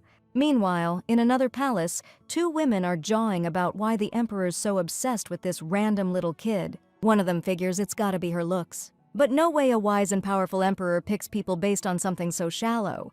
Then they remember that the late emperor's adopted daughter, Princess Qin, has a 3-year-old, Anlei, who's way prettier than Juju. They decide to invite her to the palace, betting the emperor will be smitten and kick Li and her bratty kid to the curb. The next day, our girl is super hyped waiting for her dad, who promised to read her a book. She's getting antsy 'cause he's late and decides to ask her mom what's up. Lady Li's sure the emperor will show. He's not one to break his word, after all. Since he's late, Juju's gonna make him read 2 whole stories as punishment. Just then, a servant barges in, saying the princess is wanted in the palace gardens. Grabbing her mom's hand, she bolts out of the palace, thinking her dad's got a surprise for her. From a distance, Jujo spots her dad, and there's some little girl standing next to him. But then consort Zhang Fei blocks their path, hinting that Li and her daughter have no clue why they're here. According to her, Juju's only got a cute face going for her, but Princess Alnei is way prettier. So, Consort Li probably won't be holding on to her spot for much longer. Lady Li knows the emperor's favor can be as fickle as the weather, changing in a heartbeat. If he loses interest, she and Juju will be right back in the doghouse. This chick is pissed at the woman who dared threaten her mom. The girl tells her mom not to worry, she's totally gonna win this. Before Dad took the throne, Princess Qin was always the emperor's favorite and tried to screw over the future heir. Qin got lucky he showed mercy and spared her life when he became emperor, but these idiots have the nerve to bring her daughter here. Noticing Jojo glaring at her, Consort Zhang tells her not to look at her like that. But then the 10th and 11th princes show up and tell her to watch her mouth when talking to the princess. Jing snaps at the boys, saying that once Anlei becomes the emperor's favorite, they're all screwed. Before she can even say that even the crown prince won't be able to help them then, the emperor's angry voice booms from behind. He orders Anlei to get out of his palace right now, but the girl insists she's better than Juju in every way, so she asks for a chance and to stop caring about that slob. That line was a fatal mistake, because for insulting the princess, His Majesty sentences her to 50 lashes. As Anlei begs for mercy on her knees, the emperor remembers how arrogant her mother was, always throwing obstacles in his path. He's always hated the sins more than anyone, and some boneheads were dumb enough to bring her daughter here. Thanks to Fuan, the emperor learns that Lady Zhang invited the girl to the palace. Absolutely furious, His Majesty orders that this wicked woman be stripped of her concubine title and banished to the cold palace forever. Turning around, the emperor suddenly notices Juju standing a short distance away. He rushes to hug his daughter, overjoyed that she came to him on her own without waiting for his visit. Meanwhile, Fuan is already carrying out the emperor's order and taking the former concubine Zhang out of his sight. His Majesty hopes Juju wasn't scared, but the girl replies that she's not afraid of anything as long as her daddy is with her. But then the girl sighs, thinking that even though she's brave, her mom was really worried. Jojo wishes her father had noticed how scared her mom was. Hearing her thoughts, the emperor approaches Lady Li. Thinking Zhang filled her head with nonsense and Li's freaking out, he swears he'll always protect her and Juju. The heroine is over the moon that her dad finally noticed her mom, and now she thinks he's awesome. All three are so caught up in their happiness, they completely miss the nasty look someone's giving them from around the corner. Since the emperor couldn't read Juju a story today, as punishment, he promises to read to her every day next month. Suddenly, Wang Su's third son bursts into the room, shouting from the doorway that something terrible has happened. The eunuch reminds him about proper manners and forbids him from rudely disturbing His Majesty. But the kid insists it's urgent, needs the emperor and princess's attention, and begs them to save his father. Seeing his uncle on a stretcher, His Majesty tells his daughter to rest while he goes to figure out what's going on. Accompanied by Fuan, he goes out into the courtyard and asks Prince Su what happened. Turns out his other brother died in an accident half an hour ago, and his dad couldn't take it and passed out. Before he went under, he started yelling and calling for Her Highness the Princess, so his son brought him here. Opening his eyes, Wang Su begs his nephew to let him talk to the princess. The emperor realizes that being family, his uncle must also hear Juju's thoughts. He promises to help Wang Su if he promises not to tell anyone about this situation. Realizing that the emperor can also hear the princess's thoughts, the old man swears an oath to him. His Majesty states that his uncle should have gotten rid of that woman, and then his sons would still be alive. But now she's got influence and resources that Wang Su gave her. He's lost control, so the emperor is forced to send the royal guard to take care of things quickly. The old man gets it and only regrets not listening to Juju sooner. Several months pass, and Wang Su, whose third son has developed a nasty cough, comes to ask the princess for advice. The heroine's like, "Why is he coming to me? I ain't no doctor and the dude ain't gonna kick the bucket from a cough." Next day, Wang Su shows up at the girl's place asking what he should do cause his fourth kid lost a sparring match. She's not a coach, all she can say is train harder. Later, this old guy shows up cause his fifth son got roughed up by his wife. Juju's starting to lose it from all his questions. The heroine bursts into the palace where her mom and dad are talking about her birthday. She throws herself at the emperor, bawling, and he demands to know who messed with his little girl. All Juju can think is how to get Grandpa Wang Su to chill out. She's tired of hearing about his sons tripping, coughing, and especially getting beat up by their wives. His Majesty laughs and promises the girl he'll limit the uncle's visits to the palace. Then he tells her he's planning an amazing celebration for Juju. He promises tons of guests will be at her birthday party, and that news gets her super hyped. The heroine's thinking Yu Wanyin has to be at this banquet. Even though her dad started looking for concubines for the heir, he hasn't had any luck yet. She's betting the emperor's gonna marry Yu off to the crown prince. They're destined to fall in love, and you couldn't find a better match for her brother. Wondering who the heck this Yu Wanyi is, His Majesty informs Juju that the prince will be handling the banquet arrangements. She's trying to imagine what kind of gifts they've got for her, but she doesn't want to be picky and will be happy with anything. Truth is, she's dying to try some imported goodies. Back in her past life, she barely got to eat anything good. Hearing Juju's thoughts, the emperor frowns, baffled by what kind of life she had if she couldn't even enjoy food. He's getting steamed, ready to order the imperial kitchen to learn how to cook anything and everything the princess likes. The emperor starts telling his daughter about all kinds of sweets, and just hearing about them makes her mouth water. Lady Li laughs and tells him not to spoil Juju too much. But he doesn't get it. Who else is he supposed to spoil if not his own daughter? He tells Fu An to order the cooks to get cooking. The heroine thanks her dad, pulls him close by the collar, and gives him a sweet kiss on the cheek. A few days later, it's the princess's birthday, and her mom wakes her up because the party's about to start. Lady Li dressed Jojo up real nice and did her hair, and she's totally digging her reflection in the mirror. She thanks her mom for doing such an awesome job, saying she looks like a magical fairy now. Joju's already a knockout, and she's imagining how gorgeous she'll be when she grows up. Lady Li tells her daughter to hurry up, cause the celebration's kicking off soon and you can't keep guests waiting. Before heading out, Jojo hugs her mom and says she's super beautiful too, like a giant fairy.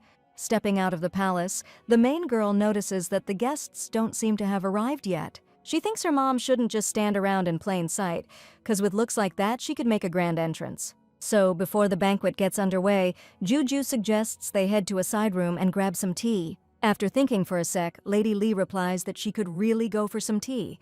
The girl nudges her mom into the next room while she gets ready to go look for her brother. After tearing through the whole palace, she's totally confused why she can't find Sister Yu Wanyi anywhere. She decides to head outside and check the courtyard, and that's when she sees something awful. Feng Kaiwei, along with her maids, Xiao Hong and Xiao Yu, are picking on her ninth cousin, calling her a freak. That's Nan Yuansen, the daughter of Madame Li's illegitimate sister, so Juju's cousin. That birthmark on her face they're calling her a freak for? It'll be gone soon, and she'll learn business and make a fortune. Shielding her cousin, our girl promises to protect her and tells Feng to lay off. When Kaiwei learns that they're cousins, she smirks all nasty-like. According to her, Nan's a pathetic creature because her mom's weak and her dad doesn't give a damn about them. Feng thinks it's ridiculous that Her Highness is sticking up for a girl like that, but the princess doesn't see anything weird about it. She's young, yeah, but not so young she'd ditch her own family. Joju's laying down the law, saying there'll be hell to pay if they keep messing with Nan Yun-san. With a frown, she demands they apologize to her cousin right now. But Feng ain't backing down, claiming Nan started it. The princess threatens to kick Kaiwei out of the palace if she doesn't apologize, but she still refuses. So Jojo calls for the guards, saying Feng dared to bully her sister for no reason, and orders them to throw her out immediately. The guards grab the troublemaker and obey the princess's order without question. As Feng threatens to tell her dad everything, Juju suggests her sisters see the court physician. Nan Yuansan smiles and thanks Her Highness for her help. Meanwhile, the emperor asks Fu An to bring Li Fei and Juju to him. The Empress Dowager thinks tonight's banquet is absolutely splendid. Suddenly, Emperor's brother, Wang Ryu, walks in with his wife, Ryu Fei, to ask the Empress and Emperor a crucial question. He wants to know what the punishment will be for someone who kicks his daughter out of the palace for no good reason. His Majesty demands to know who had the nerve to pull a stunt like that on such a joyous occasion, so he can dish out the punishment. Wang Ryu first wants assurance that this person will be punished, even if they're from a noble family. The emperor promises to ignore their noble status when delivering the verdict and demands the culprit's name. Wang Ryu is glad to hear that support, and with some regret, reports that Princess Juju is abusing the emperor's favor and doing whatever she pleases. He says she ordered Feng Kaiwei to be thrown out just because she doesn't like her, and that's unacceptable, even for a princess. The emperor finally realizes that all this rambling was just a setup aimed at Juju from the start. Meanwhile, the ministers back Wang Ryu, stating that you can't use His Majesty's authority to settle personal beef.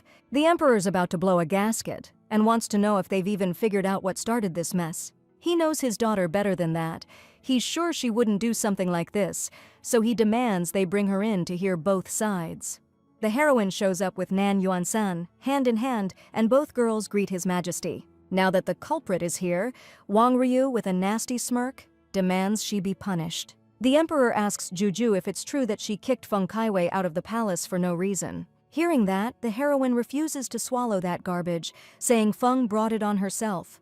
The emperor tells the girl to explain her side of the story, promising to get to the bottom of it. Jojo points out her cousin's terrible condition, all thanks to Kaiwei and her maids, saying she was not only disrespectful, but refused to apologize. The eunuch backs her up, saying Yuan-san has a nasty bruise, and if the princess hadn't stepped in, things could have gotten really ugly. Since Kaiwei abused her power and caused harm, the emperor orders her family to forfeit a year's salary and give their daughter some serious discipline lessons. On top of that, they're banned from showing their faces at Juju's birthday banquet tonight. The heroine's stoked with how Dad handled things. Now she can hang out with her sis and later they'll rake in the dough together. Yuan-san's sure she'll never forget this, and one day she'll definitely pay Juju back for her kindness. The princess's birthday banquet kicks off and the guests are showering the kid with gifts. While our girl's checking out the awesome, super expensive bling, the emperor asks where her mom is. And that's when Juju realizes she totally spaced on her. Finally, Madame Li Fei walks into the hall and everyone starts whispering about how unbelievably gorgeous she is. The emperor walks up to her, lays on the charm and can't wait to drop some good news. Li Fei's family was exiled for, stuff. But the truth's out now, and he sent people to bring them back. The heroine congratulates her mom on the amazing news, and the three of them share a big, happy hug. As Juju's enjoying the feast, she overhears Fuan telling the prince that Yu Wanyin was caught spying on someone from a tree, and she remembers this whole scene from the original story. You got busted up in that tree, accused of being a spy, and that's when Cheng Ying started to really distrust her. But she actually climbed up there to help a baby bird that fell out of its nest, so Juju rushes out with her brother. They get to the garden and see Yu Wanyin putting the little bird back in its nest. Just then, Nan Baolin, Nan Yuan-san's stepsister, comes up to the prince. She demands that Yu Wanyin be punished for acting indecently, secretly watching some guy like that. Furious at being slandered, Yu spins around, loses her balance, and falls out of the tree, but the prince manages to catch her. Wanyin's flustered and thanks His Highness for saving her. He's glad she's okay, but he wants to know why she was up in the tree in the first place. Before she can answer, Baolin pipes up and says it's all because she wasn't taught any manners. She's still going on about Yu stalking someone, demanding she gets punished. Sis runs up to her brother, begging him to think this through and listen to Lady Wanyin. In his head, Juju's hoping Cheng Ying doesn't let those lowlifes trick him. Hearing her thoughts, His Highness says his sister's right, and he has no reason to accuse Lady Yu of anything. Wanyin tries to explain, but for some reason, with the prince around, she can't even string two words together. The heroine's thinking, Cheng Ying needs to realize Yu's just shy because she's got a thing for him. The prince is glad he can hear Juju's thoughts, cause otherwise, he might have accused the girl. He's heard Yu's usually pretty articulate, but she's definitely flustered now, and he kind of finds it cute. Cheng Ying tells the girl not to worry and promises he'll understand everything when she explains. Calming down, Yu tells how she climbed a tree to put a baby bird back in its nest, and the prince is blown away by how kind she is. But Baolin, hearing this, asks if anyone can actually verify Wanyin's story. Joju's had enough of this, and stepping forward, she declares she personally saw the chick in the girl's hands. Baolin keeps pushing back, claiming the tree's canopy was too thick, impossible to see the nest through it. This time, the prince loses it, outraged that she dare question the word of a member of the imperial family. He orders Nan Baolin to be taken away immediately and sentences her to 50 slaps for making false accusations. Jo admits to her brother that she likes Lady Yu and asks to be allowed to hang out with them. The prince happily invites the girl to join them on their way to the banquet hall. On the way, the main character manages to get a good look at Lady Yu, and she notices just how beautiful she is. She's practiced martial arts since childhood. She combines grace and beauty, but now, seeing the prince, she's blushing like a regular girl. Miss Yu is blushing so adorably that Juju wants to poke her cheeks. Just thinking about it, the princess reaches out her little hands to the girl who has no idea why she's doing that. Remembering that it's the princess's birthday today and she probably wants a gift, Yu takes a hairpin out of her hair. She congratulates the little one and asks her to accept the hairpin as a gift, promising to give her other presents later, back at the palace. The princess realizes she might have seemed like a spoiled brat, but asking to touch Yu's cheeks would probably have been even weirder. Hearing her thoughts, the crown prince decides to take matters into his own hands. He walks up to Lady Yu and whispers in her ear what the princess really wants. But the girl thinks His Highness wants to get a little too close for comfort, and she's worried it'll look inappropriate.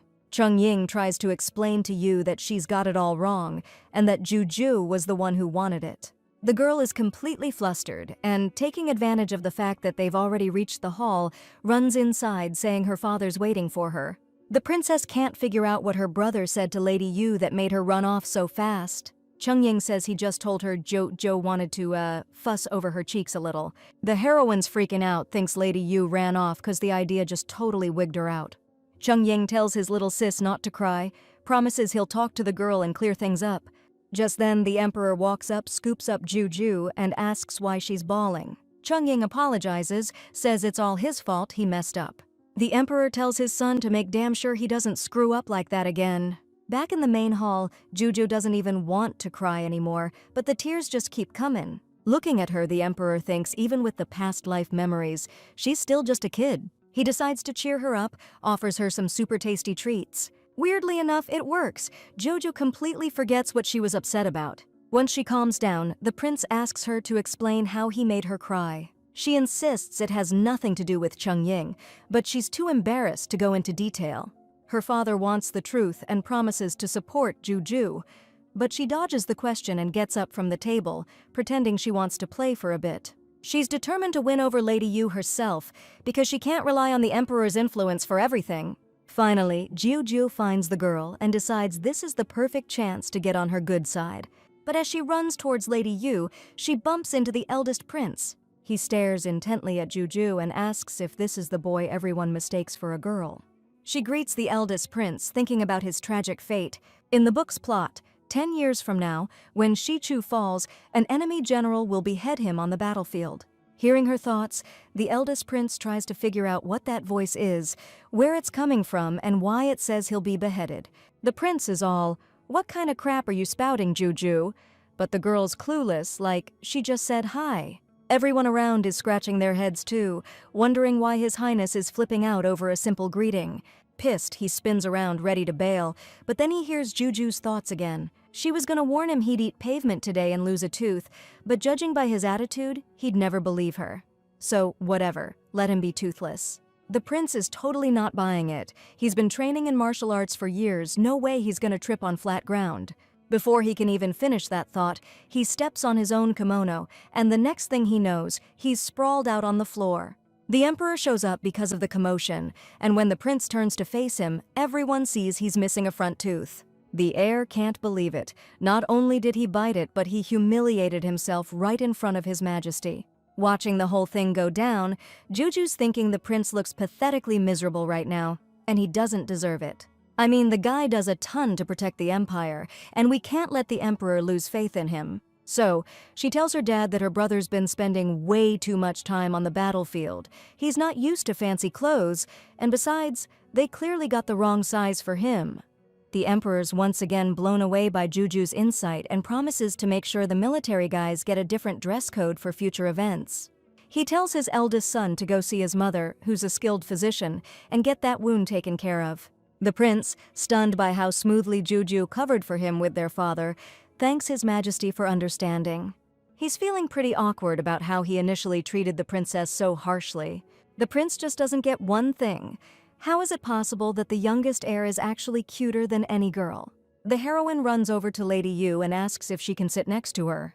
The girl offers Her Highness something to eat, but she declines, saying she's already full. In that case, Yu suggests eating later and then watching the dance performance together. As far as she knows, the performers are rare guests from the Southern Kingdom, sent because they're having trouble paying all the compensation in cash. Word is they sent a 9-year-old hostage to Shichu, and Lady Yu thinks that's just awful. The heroine's trying to remember which hostage from the south they're talking about. It's the main character, who, after taking the throne, will personally lead the armies and wipe out Western Chu. Joju's freaking out, cause if they bring him here, it could be a total disaster. Ever since the heroine woke up in this body, she's been surrounded by love, and she's genuinely grown attached to her family. And for their sake, she can't just sit back and watch the country get destroyed. So she asks Lady Yu if she knows where they're gonna keep the prisoner. The girl doesn't know. She's only heard that the Emperor himself will be in charge of it. Ye suggests Juju ask her father about it after the banquet, and just enjoy the celebration for now. The heroine's torn, cause she doesn't want to ruin the party that was thrown just for her, but she can't put this off either. As the guests finally start to clear out, Juju goes looking for her dad. The Emperor scoops her up and asks her to hang out while he talks to her brother. His Majesty enters the chambers of his eldest son and his mother, the brilliant Dr. Hu Fei. They both greet the Emperor with deep respect. Jo hops out of her dad's arms to ask her brother how he's feeling. The prince is struck by how, despite the way he's treated her, the princess is still so kind to him. His mother thanks Juju for her concern and says she's already treated the wound and found the right stuff to fix his tooth. It seems incredibly cute to her that a fearsome army commander is so embarrassed about a missing tooth. Hearing those thoughts, the prince yells that he's fine and doesn't give a damn about losing a tooth. As he says this, he opens his mouth so wide that it looks like he's gonna swallow her whole. The emperor tells his son to watch his mouth around Juju and sends him to cool off. The prince vows to get on the princess's good side just as soon as he gets his tooth fixed. Leaving his palace, she asks her father not to be mad at her brother, saying he didn't upset her at all. The emperor's thrown 'cause Juju's been so nice to his eldest son from the jump, even though she was frosty with him at first. Our girl sees an opening and asks her dad where they're holding the prisoner, but he tells her to steer clear. Jo smiles and says she needs to know where he is so she can give that place a wide berth. Then the emperor catches her thinking she shouldn't be kept in the dark at a time like this, with the empire on the verge of collapse. Figuring the kid's somehow tied to the fall of Chu, he's itching to grill Juju about it. But she's still so young, and he wants her to have as carefree a childhood as possible. Still, looks like some things can't be put off, 'cause you can't dodge every bullet. So the emperor decides to tell his daughter that the prisoner will be held in the Jiguan Hall. He promises to let her see the guy, but only after giving him a heads up so they can go together. And despite promising to be careful, Juju takes off on her own to check things out. The hall's pretty isolated like the cold palace, so no wonder her dad was worried. These places are notorious for incidents. Still, she decided to come here alone because bringing her dad would definitely blow her cover. After all, this is where our main man, Di Jiang, is destined to go through hell, which will set him on a path to bring down Shi Chu. Since she can't see much from the bushes, Juju decides to get closer and see how the prisoner's doing. But the guards at the entrance tell Her Highness to get out of the restricted area.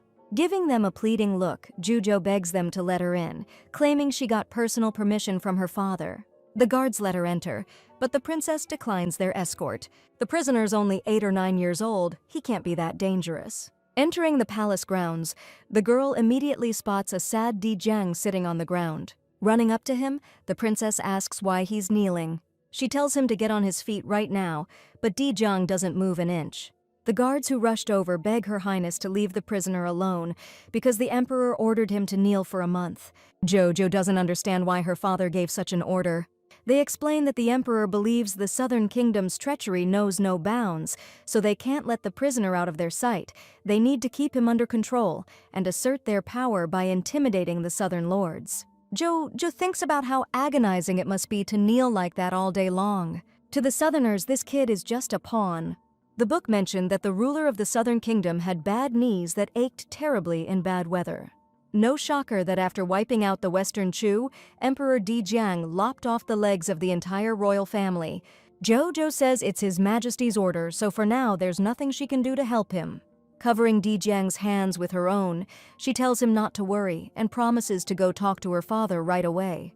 The princess is gonna try her best to convince the emperor to reverse the punishment. Jojo runs off, and Di Jiang silently watches her go. He mentally kicks himself, calling himself an idiot for even believing the princess for a second. Now he figures he shouldn't get his hopes up, 'cause that was probably just an excuse to get out of there. When Jujo rushes to the emperor, he's surprised she's so dirty and asks if she's hurt. The heroine claims she's fine and tells him what she learned about his order to keep the prisoner kneeling. Finding out Jujo went to see the prisoner alone, the emperor gets pissed, 'cause he told her not to do that. She reminds her father that their prisoner is just a kid and asks him to call off the punishment. His Majesty doesn't see why he should, since the enemy kingdom is always plotting against them, and they need to show them who's boss. She wonders what to do now, because if things stay like this, Di Jiang will hold a grudge and get back at them 1,000 times over. The emperor listens carefully as she explains that this kid is destined for greatness, and when he starts uniting the world, it'll be too late to apologize. He remembers Juju mentioning that the fall of Shi Chu was connected to this boy, but he didn't think he'd be such a big player in the war. After thinking it over, the emperor agrees that making the prisoner kneel all day is pointless. But before she can celebrate his decision, her father suddenly declares that they need to off him right away. Jojo tries to convince him that it's not the best move, because the whole world could accuse them of being cruel and heartless. In her mind, she's just thinking that Di-jong is the main character, and if they try to kill him, he'll survive and come back for revenge later. The Emperor thinks about it. He was almost taken out as a kid too, but he always survived by some miracle, like fate was protecting him, and when he took the throne, he immediately got even with those who wronged him. The heroine's convinced that if her father gives this kid a shot, he could be their hope for the future. Even as a prisoner from an enemy kingdom, the kid doesn't deserve to be treated like this. The Emperor's letting his daughter do what she thinks is right, and he's allowing the prisoner to stand. Meanwhile, Di-jang's thinking that girl probably isn't coming back. It's been way too long. He's trying to tell himself to forget about her, to just get those thoughts out of his head. Then, out of nowhere, Di-jong hears the guards greeting Her Highness. The princess excitedly runs to the boy, yelling that she managed to convince her father. The Emperor gave his okay for him to get up off his knees. Since the prisoner isn't moving, Juju offers to help him up if his legs are hurting. Looking at the princess, Di-jong can't figure out if this is for real or if he can even trust her. The princess calls for the court physician and asks him to check the boy's legs. But when the doctor leans over him, Di-jong roughly pushes him away, saying he's fine. Jojo tells him not to worry, saying the doctor will help. After examining his knees, the physician says they're only slightly bruised and will easily heal with some ointment. The heroine is incredibly happy to hear that, because if he avoided serious injuries, Di-jong probably won't be, shall we say, unhappy with her later. Taking the boy's hand, Juju suggests they go inside because she has something for him. As it turns out, the princess asked the palace chefs to prepare extra food so Jong could recover faster. The prisoner can't wrap his head around it. Is the princess really looking out for him? But even if she's kind to him, all her caring comes from the Emperor's approval. Could the Emperor of Western Chu have changed his mind just because his daughter asked? He's probably not that kind of ruler. He probably just used his daughter to get the job done. Di-jong can check the food for poison with his silver ring, but he doesn't know how to do it without the girl noticing, or it'll be awkward. Looking at the kid, Juju thinks he's still uncomfortable and decides to come up with something. Finally, a great idea pops into her head. She asks one of the servants to read out her father's official decree, and he reads the parchment. From now on, the prisoner from the Southern Kingdom doesn't have to kneel and contemplate his actions, and food, clothing, and medicine will be provided to palace standards. Di-jong's surprised. He thought the punishment was only lifted for today. The princess smiles and asks if they can finally start eating, now that everything's official. Since the best dishes of the imperial cuisine are gathered here, she doesn't refuse the treat herself and starts eating with pleasure. Suddenly she stops, realizing she came here to comfort the boy, and instead she pounced on the chicken. But Di-jong, seeing her face smeared with food, just starts cracking up. Jojo tells him not to be a slowpoke, and the kid finally agrees to eat. He realizes he's been judging her by his own standards this whole time. I mean, if she wanted to mess with him, she wouldn't need to show up herself, and she's been giving him so much of her time. Noticing the girls struggling with a shrimp shell, Di-jong peels one for her and puts it on her plate. Later, one of Di-jong's advisors comes into his chambers to talk about what happened. According to the guy, it's no secret Emperor Shichu despises his family, and it's unlikely the words of one little girl could completely change his mind. There's gotta be an angle to the princess's kindness. They're definitely up to something. Di-jong says he doesn't know what the adults running kingdoms are capable of, but Juju is just a kid. He tells the advisor he can hate and suspect whoever he wants, but he's not allowed to doubt Her Highness's good intentions. This is the first time Di-jong's met someone who cares about him this much, and he's already itching to see her again. The next morning, she wakes up with a scream, 'cause her 3 brothers are standing over her just staring. They might be cute, but she still freaks out every time they're standing there next to her bed like that. The Crown Prince apologizes to Juju, saying they didn't mean to scare her. Turns out, Chung Ying just wanted to know if his sister wanted to go for a walk outside the palace. Juju's totally down with that idea, 'cause she's never been outside before. When she asks where they're going, the prince suggests Lady Yu's place, which makes her even happier. But then she starts wondering why her brother suddenly wants to go there of all places. According to her 10th and 11th brothers, Lady Yu's father doesn't want to send his daughter to the palace as a concubine, and he's even willing to defy the emperor's orders. The prince is worried General Yu will kick him out on the spot, so he figured he'd bring Juju along as a human shield. Flustered by the princess's intense stare, Chung Yin stammers, saying that's just one of the reasons. If Jujo wants to get on Wanyin's good side, they need to see her more often, and maybe she'll even let her touch her face. And if the girl doesn't allow it, then Chungyin promises to give his sister a piggyback ride, like a horse. She thinks it's a great deal, because in the first scenario she gets to touch Lady Yu, and in the second, she gets a ride from the prince. The prince is sure they can convince Wanyin to let Juju touch her face. But Chungyin's confidence takes a nosedive when he and his sister find themselves standing in front of the Yu family's closed gates. She's racking her brain, trying to figure out how to please a general who already has everything, being from a noble family and holding rank. But even he's having trouble finding taro root, and if they bring him some, maybe he'll open the door for them. In the original story, General Yu was sick and needed that plant. Now she just needs to explain her plan to the prince somehow. She suggests to Chungyin that they head to the West Market, where there are a lot of foreign merchants who might have some interesting goods for Lord Yu. The prince, having already heard Juju's thoughts, backs her up and suggests buying the taro fruit. And while our heroine's thinking how clever her brother is, he's just stoked he brought her along. After a while, Juju's not surprised the general couldn't find this plant. The Western Market was pretty far out of the way. But they managed to find what they needed, and the prince even tipped the vendor extra, so everything should go smoothly. They send the gifts with a servant who relays that His Highness, hearing about the general's ill health, sent him taro fruit. Hearing this, the Yu family servant asks them to wait inside while he informs his master. Sitting in the parlor, Juju notices her brother is seriously sweating bullets. Confessing your feelings ain't easy though, so his state's pretty understandable. Finally, General Yu himself comes out to greet the guests, and he strikes our heroine as one tough dude. Suddenly, his gaze lands on Juju and she flinches, startled. But the general's face suddenly changes, all smiles now that the princess has graced them with her presence. The general thanks Chungying and Juju for the taro fruit, which he's been dying to try for ages. Noticing that Lord Yu is actually softer than he seems, she asks him to listen to the prince's plea. The general's willing to hear His Highness out, but warns him he'll have to refuse if he's here to ask for his daughter's hand. She can't believe she's failed to bring these two together, since Lord Yu's already turned them down without even hearing them out. Looking at the man with wide, confused eyes, she asks why he's so against his daughter marrying her brother. According to the general, even though His Highness is a favorite of the heavens and an outstanding man, there's a more suitable candidate for his daughter, the son of Labor Minister, Liu Pei. This talented and noble young man has already proposed to Wanyin, and General Yu trusts him with his precious treasure. So he apologizes to His Highness, who, he says, will have to look for other candidates. The prince is about to argue with the general, but at that moment, he suddenly hears Juju's thoughts. She's thinking that Liu Pei isn't noble at all. In the book, that scumbag was described as a real horn dog and a cruel dude. He's always hitting up the red light district, beating his servants and scheming. If she and her brother could just get the general to Flower Street at the right time, he'd see it all for himself. Hearing this, Chungying realizes that he might just owe Juju his marriage.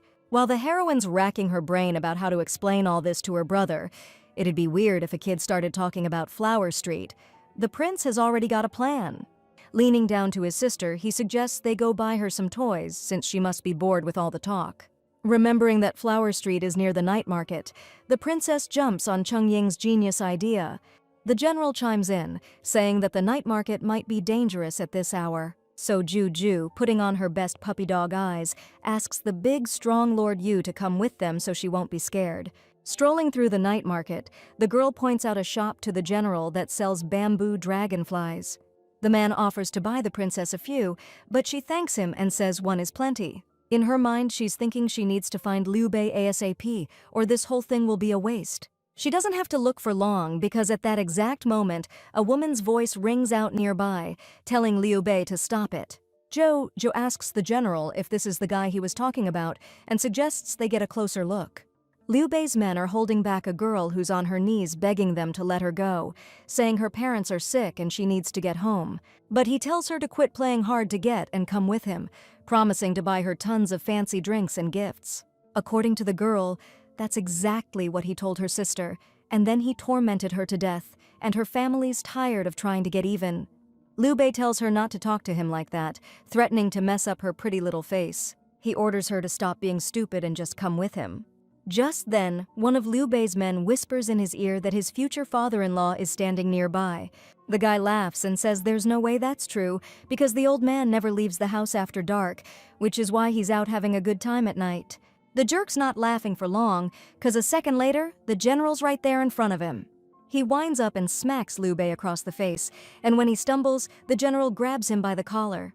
Realizing how wrong he was about this guy, the general tells him to forget about marrying his daughter. Watching all this go down, Juju thinks her brother's gonna have to treat Wan Yin right in the future, or she won't be able to save him from the general's wrath. Later, back at the house, Master Yu apologizes to the prince and princess for having to witness that scene.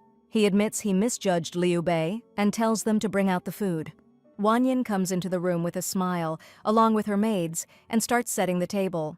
Jojo tells her to sit down and eat with them, saying that she and her brother have already missed her.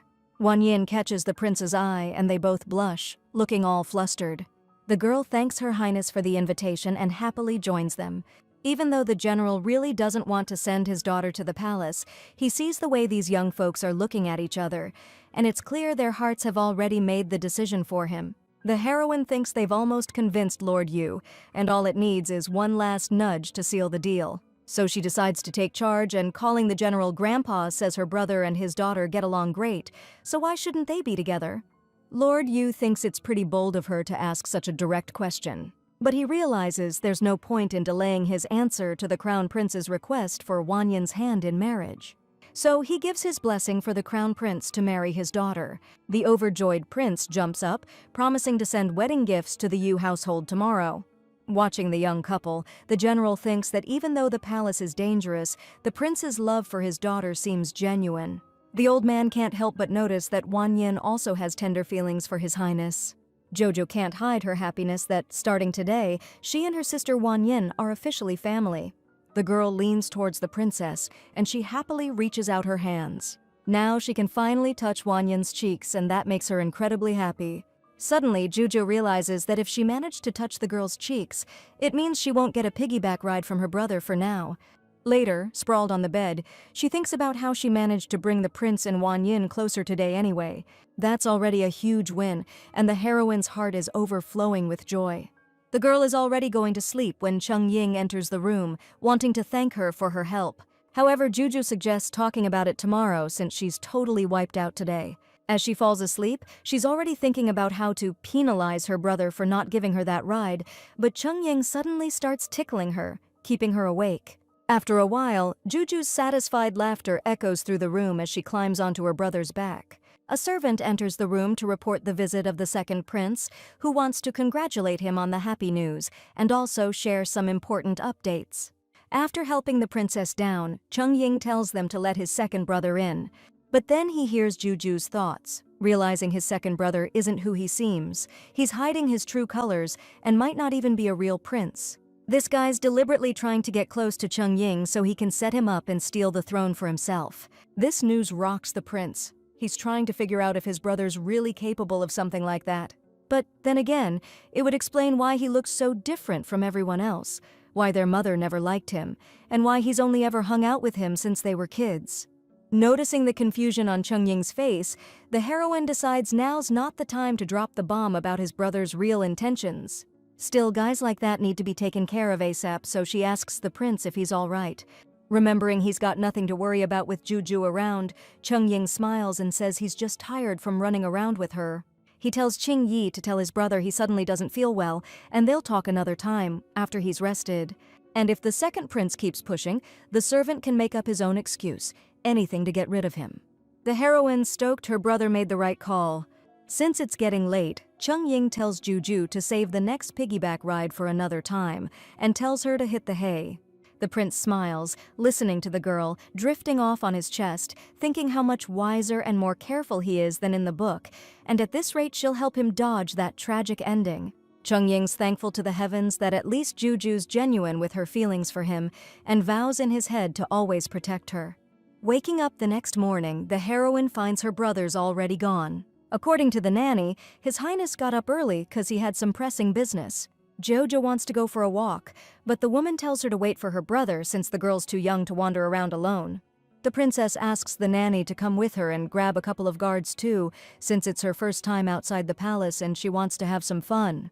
Jojo promises to be careful, and the woman finally gives in. Stepping outside, the heroine bolts toward the snack stalls, and the nanny tells her not to run so fast. None of them realize someone's watching them from behind. Jojo asks the nanny if she knows where to get the best sweets around here, and just then, someone grabs her by the scruff of the neck.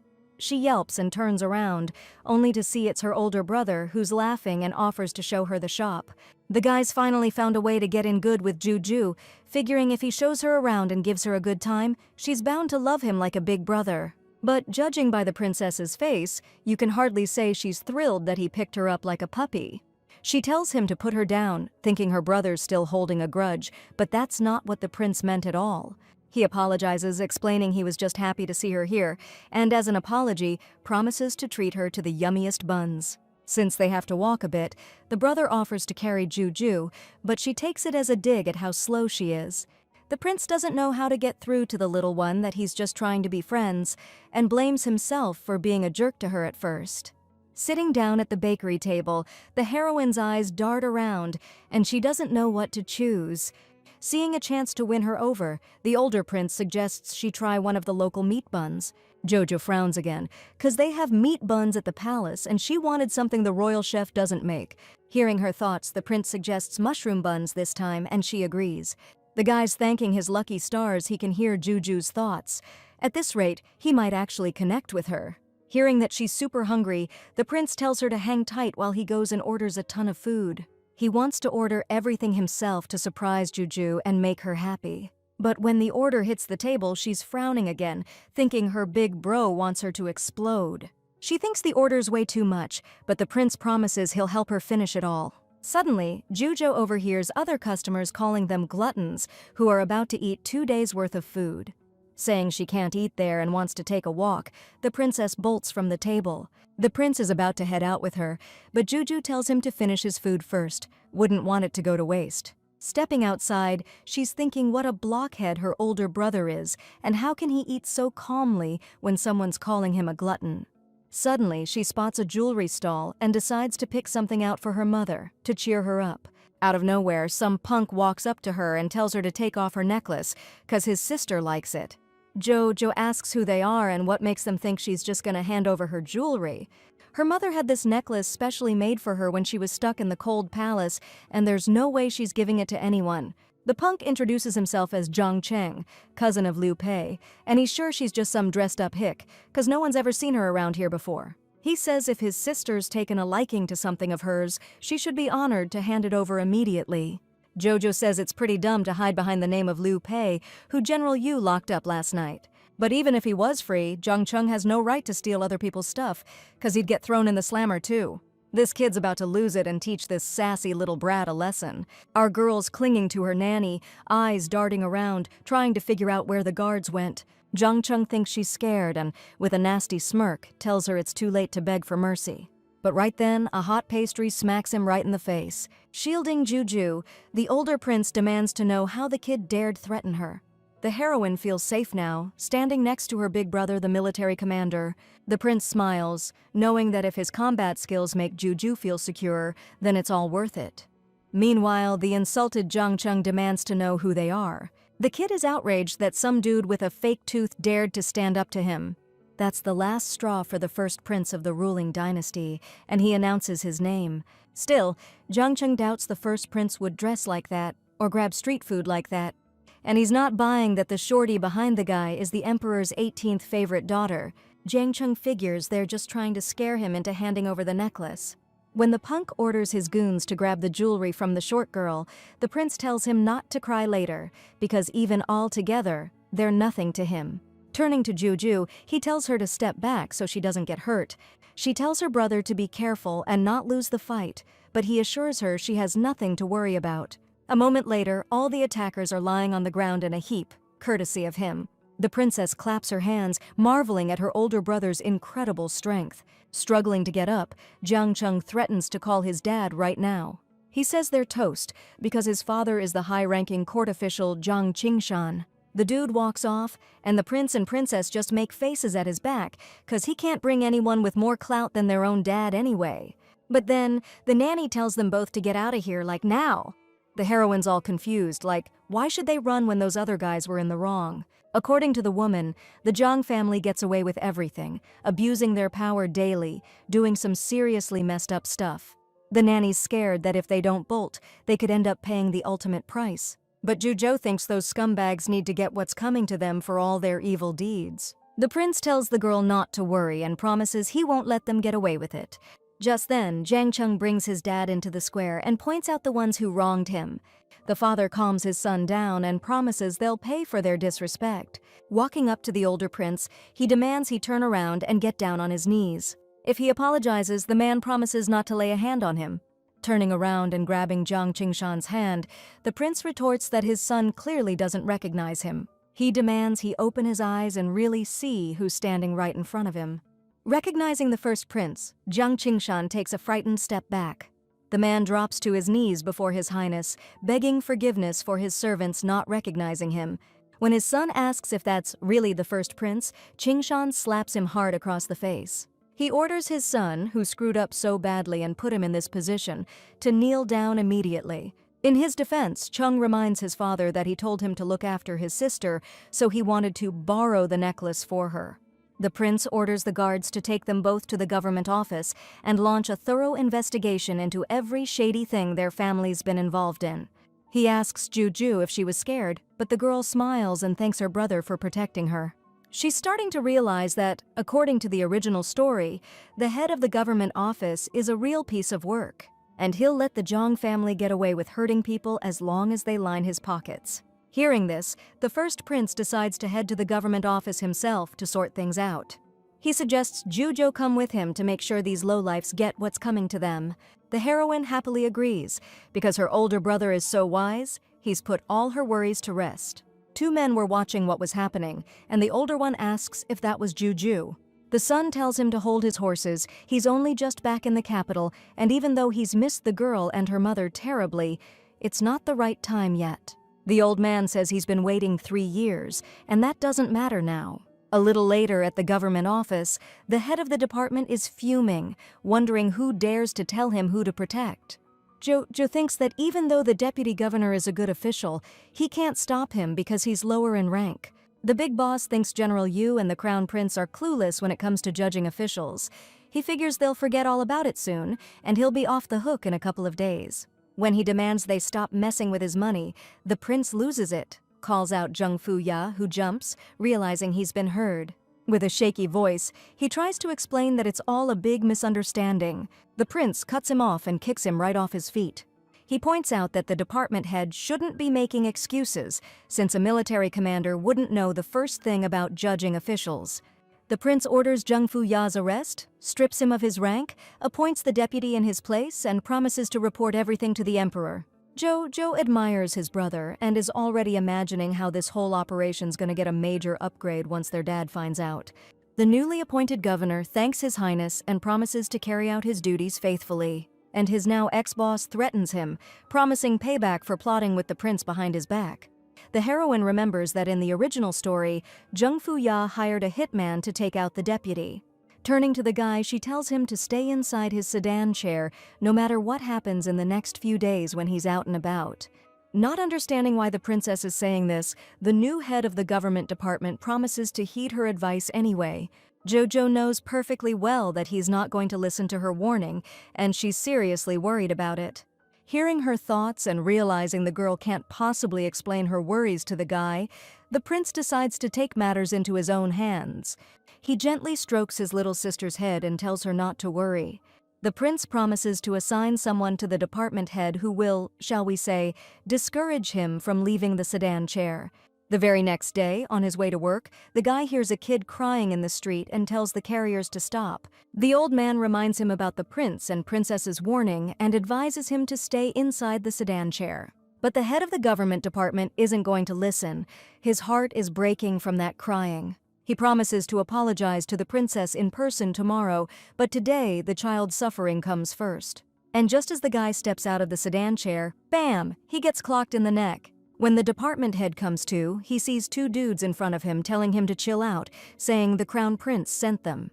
The next day, the Crown Prince is filling Juju in on what went down. Turns out there was no kid found in the street, just some ventriloquist act. The investigation revealed Jung Fu-ya hired him to trick his successor into leaving the chair. The heroine was sure the former department head was one seriously cunning bad guy. The prince tells Juju not to sweat it, because his dad already yanked his position and sentenced him to punishment. The heroine wants to know if the Liu and Zhang families are gonna get what's coming to them, 'cause they deserve it too. According to the prince, Liu Pei's been sentenced to death, Zhang Qingshan's been exiled, and his kids are being sent to the palace as servants. Now that justice has been served and the bad guys got what they deserved, Juju can go back to the palace with a clear conscience. The eldest prince asks the girl to stay at his palace for at least a couple of days, but she refuses because she needs to talk to her father. To convince her, the brother says that he's heard Juju loves riding horses, and if she agrees to stay with him for a day, she can ride a big one. The heroine dreamily imagines how fun that must be, since the older brother is taller than the crown prince. However, she pushes the thought away, not wanting to give in to temptation. Right now, Juju needs to clear her mom's family and her brother of false accusations. The prince hears her thoughts about needing to return to the palace and prepare for it as soon as possible. He realizes that she's obviously talking about the accusation against the 13th brother for trying to poison the emperor. Understanding that this matter can't wait, he offers to escort Juju to the palace. Returning home, the heroine tells her parents that she liked being outside and that Cheng Ying and the eldest prince were kind to her. The emperor promises to personally take his daughter for a walk next time. His Majesty's stoked those two knuckleheads finally brought Juju back. He's been missing her something fierce. But he's throwing shade now cause the kid just dropped that she heard Princess Wen, his daughter-in-law, is coming back to the capital today. The emperor's gotta know, where'd Juju hear something like that? Judging by her folks' faces, our girl realizes this ain't a question to take lightly. But Princess Wen's finally coming back and she can't blow this chance. At the banquet that year, Prince Dong accidentally ate some tainted grub meant for his old man and kicked the bucket. The emperor went ballistic and ordered a full-blown investigation. Turns out the late emperor's adopted daughter, Princess Wen, pocketed a hefty sum from the real killer. And that unpopular 13th prince got framed and accused of trying to off the emperor. They threw the prince in the slammer, and his mom, Li Fei, got locked up in the cold palace, accused of being in on it. Princess Wen booked it out of here, and now that she's back, Juju's gotta uncover the whole truth about what went down. She's dead set on clearing her mom and brother's names, even if it means her dad ends up hating her for it. The emperor's all ears, listening to this girl who's not backing down for anything. Our girl's gotta convince her dad to reopen the case, no matter what it takes. The emperor's convinced there's definitely more to that whole story than meets the eye. He pats Juju on the head, thinking about how they really got a raw deal for years. Turning to Lady Li, the emperor says he's actually here to talk about that very thing. He wants to get the 13th prince out of lockup and then dig deep into what happened. Li Fei drops to her knees in front of the emperor, thanking him, but he just asks her to tell him everything she can remember. The emperor wants to know if the 13th prince was acting weird at all the day before it all went down. Since Li didn't notice anything out of the ordinary and still can't recall anything, His Majesty's trying to figure out what to do. Princess Wen probably won't be hanging around the capital for long, so getting the truth will be tough. She's thinking that if the emperor really wants to get to the bottom of this, he needs to start with Wen. She got money from the real culprit, plus a pill that could have saved her birth mother, and then she gave false testimony against the 13th prince. Over time, the real killer saw an opportunity and shook down the princess for cash for years. Princess Wen got married and moved far away, so to keep the blackmail going, the killer must have been sending letters. If we can find those letters, the truth is bound to come out. Hearing this, the emperor orders them to get all the letters Princess Wen received during that time, since she's the only one who testified against the 13th prince. Even though Juju admires her wise father, he thinks she's smarter since she's helped him out so many times already. She asks the emperor why he's looking at her so strangely. His Majesty chuckles, saying it's because she's just so damn cute, he can't get enough of her. Seeing her mom smile, Juju feels happy too. The emperor's thinking the same thing. If Li Fei's happy, he's happy. His Majesty says goodbye, time's ticking, and he's got to hustle to get to the bottom of things and clear Li and her son's names once and for all. The emperor's really hoping he'll get more chances to make her happy down the road. Jo remembers she brought a gift for her mom and digs into her pocket to give it to her. But the little girl just can't seem to find her purse. Even though her mom's already grateful for the thought, Jo asks her to wait and dashes out of the palace. Out in the courtyard, she starts frantically searching for her purse, totally clueless where it could have gone. On the way, she suddenly spots the deputy head of the Imperial Hospital. Why's that dude holding Juju's wallet? She walks right up to the deputy director, blows past his hello, and demands he give her back what's hers. The guy apologizes, hands Her Highness the wallet, and swears he didn't steal anything. He says he only opened it to figure out who it belonged to.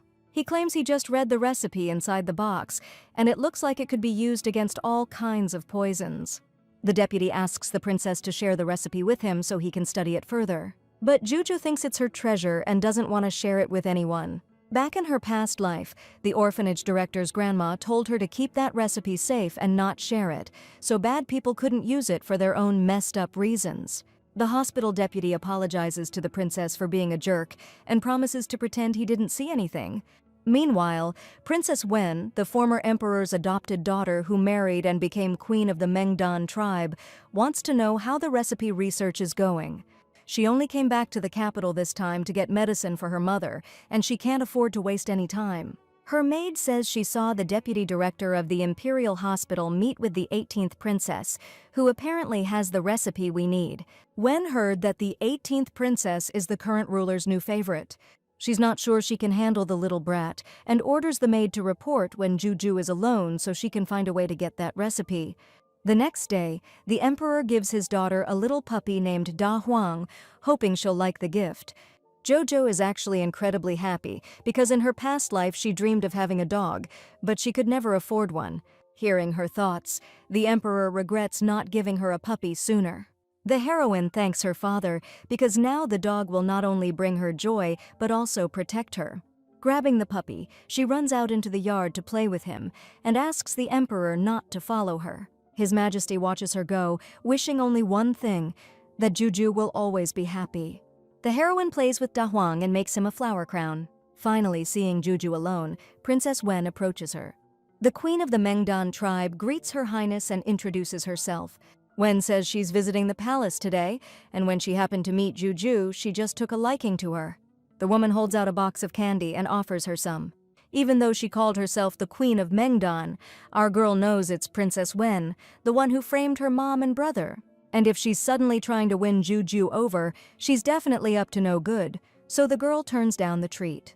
Getting such a cold rejection, Wen starts to suspect the princess knows about her connection to her mother. But she quickly dismisses that thought because she's just a little kid who couldn't possibly understand things like that. Forcing a friendly smile, Wen insists that Her Highness try these amazing candies. Claiming she'll definitely love them if she just tries one, the woman grabs Juju's hand. But the heroine, saying she'll touch what she's giving her, shoves her away, the box drops, and the candies scatter all over the ground. Now Wen has no doubts. The girl definitely knows everything, and she's holding a grudge. But she couldn't care less. And the woman, declaring that the princess forced her to do this, suddenly raises her hand and snatches something from her pocket. The puppy leaps forward to protect his owner and bites Madame Wen. The woman runs around the courtyard, calling for help, and His Majesty and the Empress Mother come out to see what all the commotion is about. The emperor, who trained the dog himself, orders him to stop. The puppy, with his ears down and whimpering pathetically, lies down on the ground, lowering his snout. Madame Wen falls to her knees and thanks His Majesty for saving her. But since the emperor personally trained Da Huang, he knows the dog wouldn't attack people without a reason, so he wants to know what she did to provoke him. Wen knows perfectly well that if she tells the truth, she's definitely going to get punished.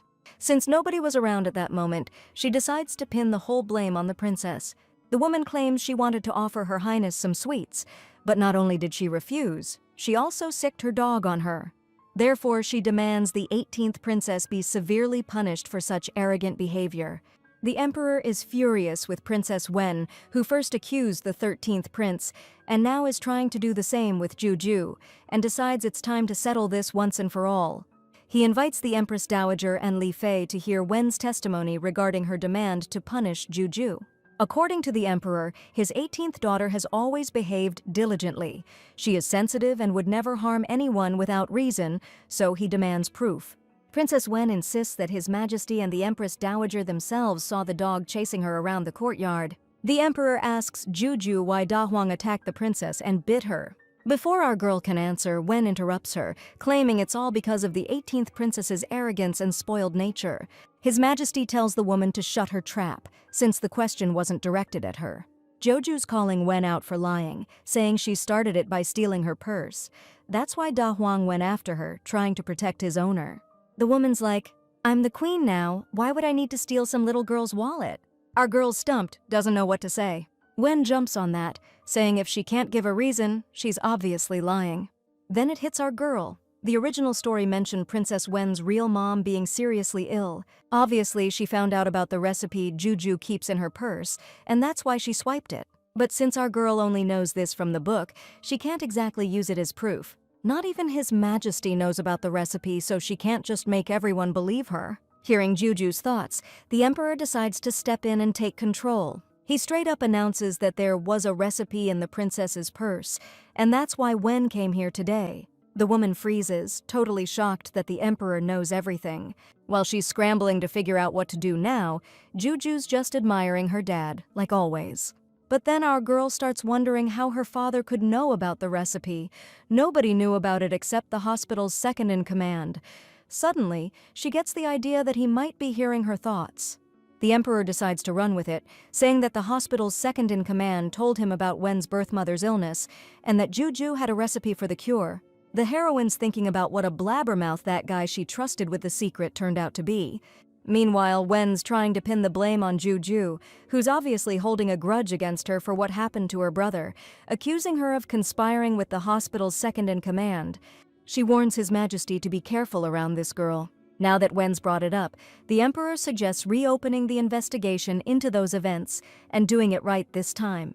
He calls for Fuan, who hands His Majesty some envelopes. In his hands are letters that Wen exchanged with Qin Fei after she got married. These letters prove that Qin Fei poisoned her, bribed her to give false testimony against the 13th prince, and then used it to blackmail her. Princess Wen can't believe the letters are real because she burned them all, and no one should have been able to find them. According to the Emperor, the messenger who delivered the letters copied them, gave Wen the copies, and kept the originals himself. Slander against a member of the royal family is a capital offense, but considering Wen's marital status, she'll avoid that punishment. She'll be stripped of her title as princess and sent to Mengan. The main character realizes how tough things will be for that woman now, but she definitely deserves it. As Wen is being led away, the Emperor approaches Lady Li to tell her something else. Taking her hand, he says that the 13th prince is in no way connected to the poisoning. Therefore, he's released from confinement and rewarded with 10,000 taels of gold and jade. Li Fei thanks His Majesty, but he tells her not to. According to the Emperor, he should have properly investigated this case years ago. Jojo's stoked. She's finally gonna meet her 13th brother. She's super hyped and hoping they hit it off right away. A little later, Juju and her mom head down to the dungeon where they're keeping the 13th prince, hand in hand. This place is so messed up. She's wondering if her brother's gonna be totally scarred for life. Hearing her daughter's thoughts, Lee figures she's probably right, 'cause it's gotta be rough being stuck here for this long. Meanwhile, the 13th prince is sitting behind bars, just wondering how his mom's doing. Suddenly, he hears this huge clang behind him as the heavy door swings open and he spins around. His mom walks into the dungeon, tears streaming down her face. While the prince is trying to figure out what's going on, the guards come into his cell and help him to his feet. Thinking the emperor's given him the axe, the prince starts to fight back. Suddenly, next to his mom, he spots a little girl he's never seen before, and judging by her outfit, she's high class. The girl looks super cute, and the prince definitely doesn't want to hurt her. But he's got no choice, and since he doesn't want to kick the bucket, he lunges for the little stranger. Grabbing Juju, he threatens to hurt her if they don't let him out of here. The heroine stares at him with wide, surprised eyes, wondering why her own brother is acting so weird. The prince can't figure out where that voice is coming from, 'cause everyone around him is silent. Finally realizing it's the girl's inner voice, who's also his sister, he lets go of Juju and apologizes. The heroine wonders why her brother's behavior keeps changing, and if he's really lost it from being here. Li Fei is heartbroken to realize her son's gone mad, never knowing he was cleared and rewarded. The emperor's gonna be devastated to hear this. Mentally apologizing to her son, she orders the prince tied up, brought back to the palace, and for them to call in some top-notch doctors. The 13th prince is starting to realize he's been cleared, but he still doesn't get why Mom wants to tie him up. Juju's also trying to get Mom to spill the beans about what's going on. Li Fei tells them not to worry, saying she's trying to protect them, because she doesn't want the emperor to find out about her son's condition. Meanwhile, the emperor himself, thinking the 13th prince has already been released, is about to join his family. But on the way, he runs into a ton of doctors for some reason. His Majesty stops 2 of the physicians and asks where they're all headed. They tell him that Madame Li Fei requested them for a consultation. Bursting into the Autumn Water Palace, the emperor anxiously asks from the doorway what happened and who's sick. But inside, he finds a bizarre scene and stares in shock as the tied-up prince yells that he's not crazy, while Li Fei and Juju try to restrain him. Completely lost, His Majesty asks Li to explain what the heck is going on. This woman's scared that if the emperor finds out the 13th prince has lost it, he'll throw him back in the slammer. Li Fei's taking so long to answer, His Majesty's wondering what she's trying to hide. Watching all this unfold, she's worried her dad's gonna think her mom doesn't trust him. She's racking her brain for a way to get her dad to like the 13th prince and clear up this whole mess. Jojo glances over again at her brother, tied up and still struggling to break free. She's feeling the heavy tension between her parents and trying to figure out how they're gonna navigate this whole crazy situation. Meanwhile, the doctors are starting to examine the prince, who keeps yelling that he's fine. Jo walks up to the emperor and suggests they check out her brother's condition first. She asks His Majesty if he came so quickly because he was worried about his well-being. The emperor replies that he ran into the doctors on the way, and that's what got him worried, and he doesn't understand why Li didn't say right away that the 13th heir was sick. Since Mom's still not saying anything, Jojo jumps in, saying she was just scared of freaking Dad out. Apparently my brother got a little excited when he found out he was getting sprung from jail. Mom wanted him to chill out a bit before meeting Dad, who he might be holding a grudge against. She's pissed at the emperor for talking to Mom like that, 'cause she's scared he'll throw her brother back in the slammer. I get it now, I was so focused on whether Li Fei was hiding something that I ignored her feelings, but luckily Jujo snapped me out of it. Lady Li confirms she was terrified of the emperor's anger and that he'd lock her son up again. Pulling her close, His Majesty explains she's got it all wrong. The 13th prince is his son too, and he doesn't want him to suffer any more than Li does. They've both been wrongly accused of treason for years, but the emperor promises to treat them right from now on, so they can finally catch a break. Hearing this, the 13th prince finally realizes nobody was trying to off him. Juju, for her part, gets that her brother wasn't acting crazy, but because he was scared stiff of dying. The emperor sighs heavy, 'cause today's been one misunderstanding after another. He asks Li Fei and Jojo to step out for a bit, leave him alone with his son, so he can finally do his dad duties after all these years. Out in the courtyard, she asks her mom why she's crying, since Dad promised not to lock up her brother anymore. Li Fei smiles and says she's crying tears of joy. The 13th prince is finally cleared, Juju's the emperor's favorite, and Li's parents can finally breathe easy too. Joju's never met her mom's family, and she's dying to see them. Totally stoked, she suggests her mom go with her to see her family. But imperial consorts aren't allowed to leave the palace, so Li suggests she ask her 13th brother for permission. Jo refuses to go without her mom, saying if the whole family's going, they gotta go together. Out of nowhere, the emperor's voice booms from behind, saying the princess is right on the money. He says if Li Fei wants to go, then they're all going together as a unit. The emperor orders them all to get ready today, and tomorrow he'll personally escort them, along with Juju and Shisan, to Li's parents' place. Li Fei's worried it might seem improper, but His Majesty replies that anyone who dares think that way will have to answer to him. Turning to the 13th heir, he declares it's Shisan's turn now since he kept his word. The kid walks up to Juju, hiding something behind his back. Then he holds out a little kitty he made himself and asks her to accept it as an apology for grabbing and pinching her before. He promises to always protect his little sis from now on, and she thanks him for the sweet gift, saying she's not mad at all. While the kids are out of earshot, the emperor goes to Li and suggests she turn Juju back into a boy again tomorrow. He's worried Li Fei's parents will absolutely hate him if they see he's been dressing his son up as a girl. The woman suddenly realizes the emperor still doesn't know Juju is a girl. She sounds confused, wondering if Juju isn't his little sister, but his little brother. But all the heroine can think about is how she doesn't want to be a boy again. Unable to take it anymore, she runs up to His Majesty and says she's a real girl. The Emperor's freaking out, thinking Juju's been pretending to be a girl for so long he actually believes it. So he decides that from today on, the 18th heir will go back to being who he really is, and they're just gonna toss out all those girly dresses. Watching all this unfold, Shisang's baffled, wondering if his cute little sister is now gonna be some stinky dude. Li Fei finds the Emperor's childish antics amusing, but she decides to tell him the truth only after she's sure of his love for Juju and that the family's reunited. The next day, dressed as a boy again, the heroine gets ready to hit the road. Scooping her up in his arms, the Emperor declares that Juju is super cute today too, and he loves him no matter what.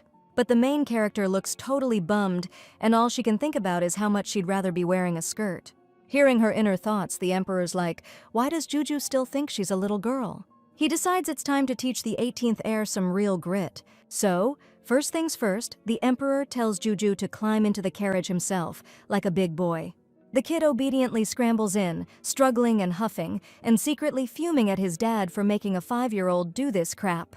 As the imperial carriage pulls up to Li Fei's house, her parents come out to greet His Majesty. The Emperor tells them not to be so formal, saying he's just here to escort Li Fei back to her family. Joju's voice pipes up from inside the carriage, saying they'll be out in a sec.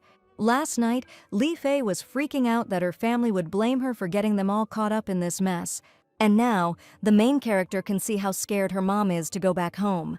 Hearing Juju's inner thoughts, the Emperor finally gets why Li Fei was so hesitant to make this trip. But he sees how worried her parents are, how much they're looking forward to seeing her, and figures her anxiety is unfounded. Smiling, he walks up to the carriage and tells her that her family is already waiting for her. Opening the door a crack, the Emperor sees how nervous Li is, asking if her parents are still gonna try and tell her what to do. His Majesty jokes that he can't lie to her, otherwise he'll never win her over. That eases Li's mind, and she reaches out her hand so he can help her out of the carriage. Finally, the woman steps out to greet her parents, who are overjoyed to see her again. Joju, meanwhile, is thinking that she's ready to forgive her dad since he tried to make mom happier. The family's about to head inside when Li Fei suddenly asks why her brother and sister-in-law aren't here. According to her father, her sister-in-law was, sadly, poisoned during the Kuyang Rebellion 6 years ago, and she's been getting worse ever since. Li's brother is tending to his wife at her bedside, so he couldn't greet them. The heroine knows about this uprising, where a rebel group infiltrated the capital.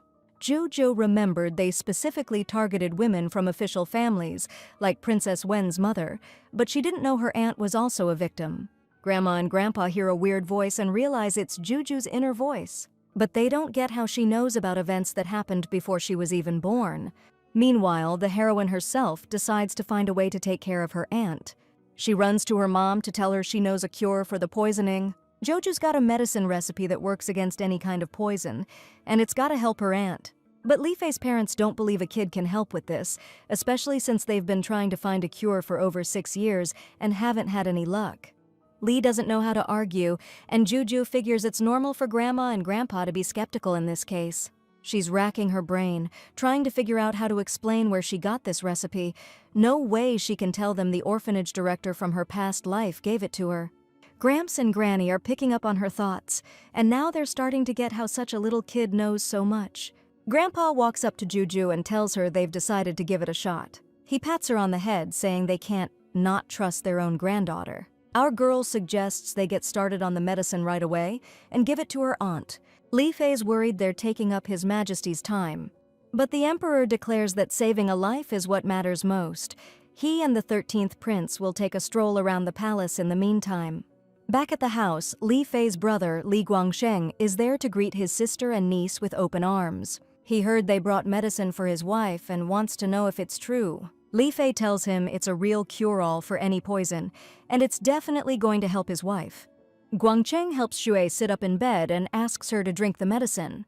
Barely able to hold the bowl, she drinks it down, not expecting anything after all these years of being sick. But to everyone's shock, Xue opens her eyes and, like magic, feels way better and more relaxed. Tears well up in the guy's eyes, overjoyed that his beloved wife is saved. He thanks his sister for the help, saying he hates to think how things might have ended without her. Li Fei smiles and says there's no need to thank her, they're family, and that's what family does. Besides, if anyone deserves thanks, it's Juju, since she's the one who found the recipe. But Juju doesn't want any thanks either, saying she's just happy when everyone around her is happy. Either way, Uncle Guangcheng promises he'll find a way to repay the girl someday for saving his wife's life. Not wanting to bother her daughter-in-law, who's just now coming to, Li Fei gets ready to leave and tells her to get some rest. The Li family's over the moon. Everyone's cleared, the 13th prince is out of the slammer, and Zhu's finally on the mend.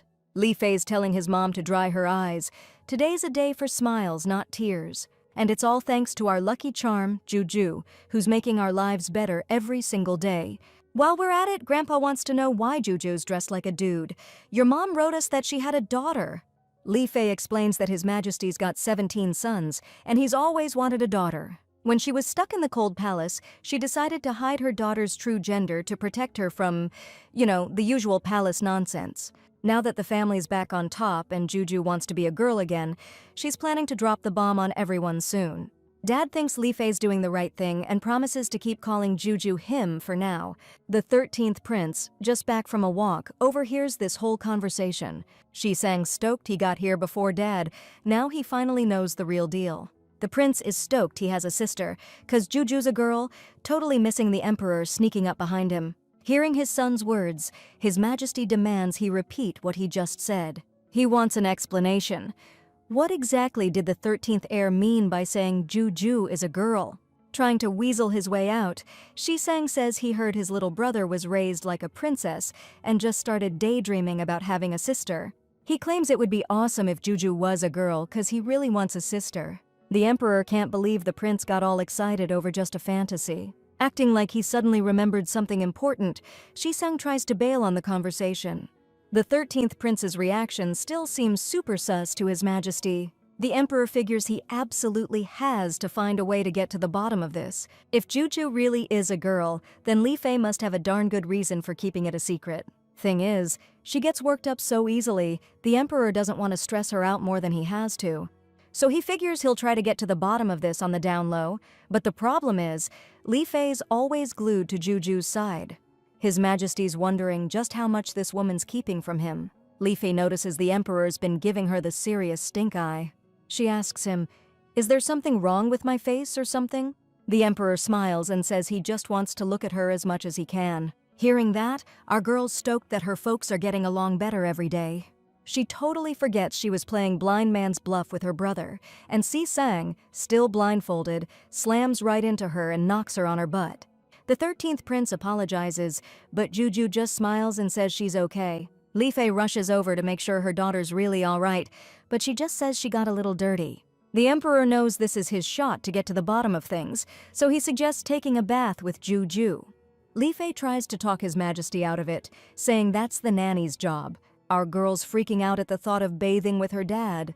Trying not to blow her cover, she smiles and says she wants to stay with her mom. You could cut the tension with a knife, as everyone waits to see what His Majesty will say. Seeing their reactions, the emperor figures they're definitely hiding something, but he doesn't want to push it. So he lets Juju bathe with the nanny, and Li Fei and her daughter breathe a huge sigh of relief. After bathing and dressing the princess, the nanny walks her to her room and wishes her good night. But on her way back, the emperor stops her. Telling her to drop the act, he asks if she saw everything she needed to see. The emperor's on pins and needles waiting to hear from the nanny. Boy or girl for Juju? Smiling, the woman replies there's no doubt about it, Juju is a girl. She congratulates His Majesty on finally having a daughter. The emperor can't believe his luck and asks the servant again just to be sure. Just then he hears someone else in the courtyard besides them. Turning around, the emperor's surprised to see his eldest son standing there. Turns out the prince found out Juju spent all day at the Liu estate and snuck in to see her. Giving his eldest son a stern look, the emperor reminds him he's too old for such foolishness. When asked if he overheard their conversation with the nanny, the prince confirms and adds that he was very happy to hear it.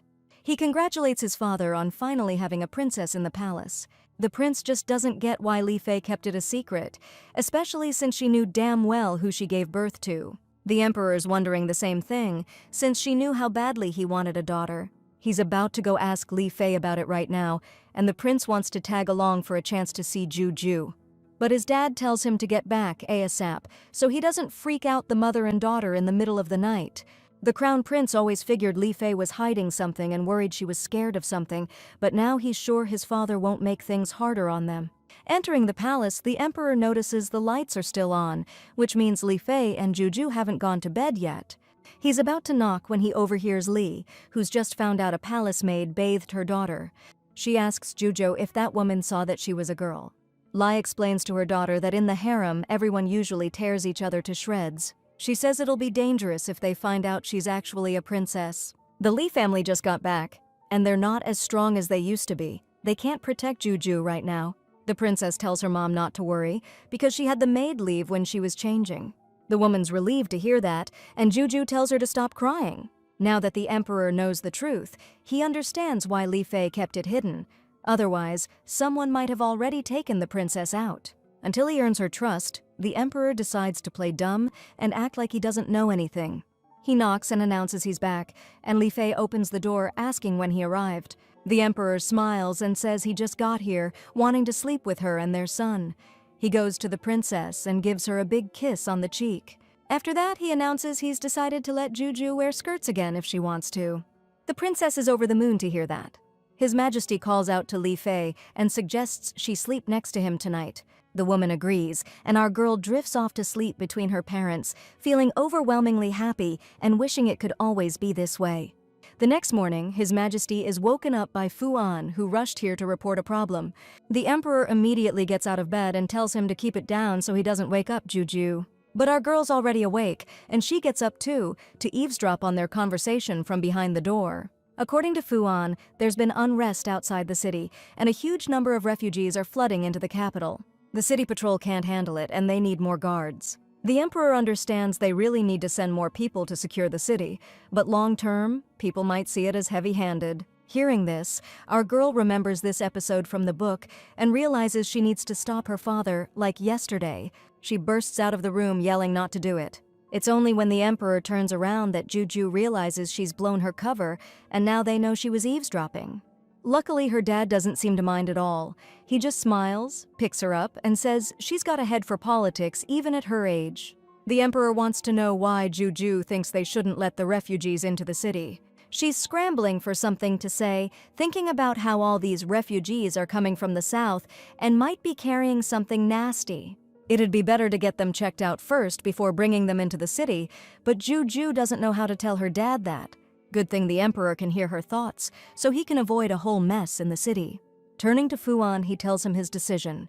No refugees in the city for now. They can stay in the shelter outside the capital. Jo asks her dad to tell the guards who'll be settling people to make sure they wear masks. His Majesty agrees with his daughter, who's looking out for the people like a true empress. A little later, Feng Kaiwei hears them promising the refugees they'll be put up in special shelters until they can find a place for them in the city. She offers to help her dad find these people shelter. Kaiwei's betting the Emperor's gonna be real pleased when he hears about this. Wang Ryu thinks it's a killer idea, 'cause maybe then His Majesty will let the girl come back to the palace. Feng Kaiwei's dying to know how much longer that androgynous 18th princess is gonna last in the palace. Joju's bummed they had to head back to the palace so soon, 'cause she didn't get to have nearly enough fun. Hearing what's on her mind, the Emperor decides to cheer up the princess and promises to come back here together again sometime. Just then, His Majesty gets word that Prince Duan wants to see him. According to the servant, his brother wants to pay his respects and surprise him with something important regarding government business. The Emperor doesn't get why Prince Duan would bring up politics in the middle of the street, but he lets him approach anyway. A little later, Wang Ryu, his daughter, and some other folks are kneeling before His Majesty. The Emperor asks his brother to explain what he wants and who all these people are.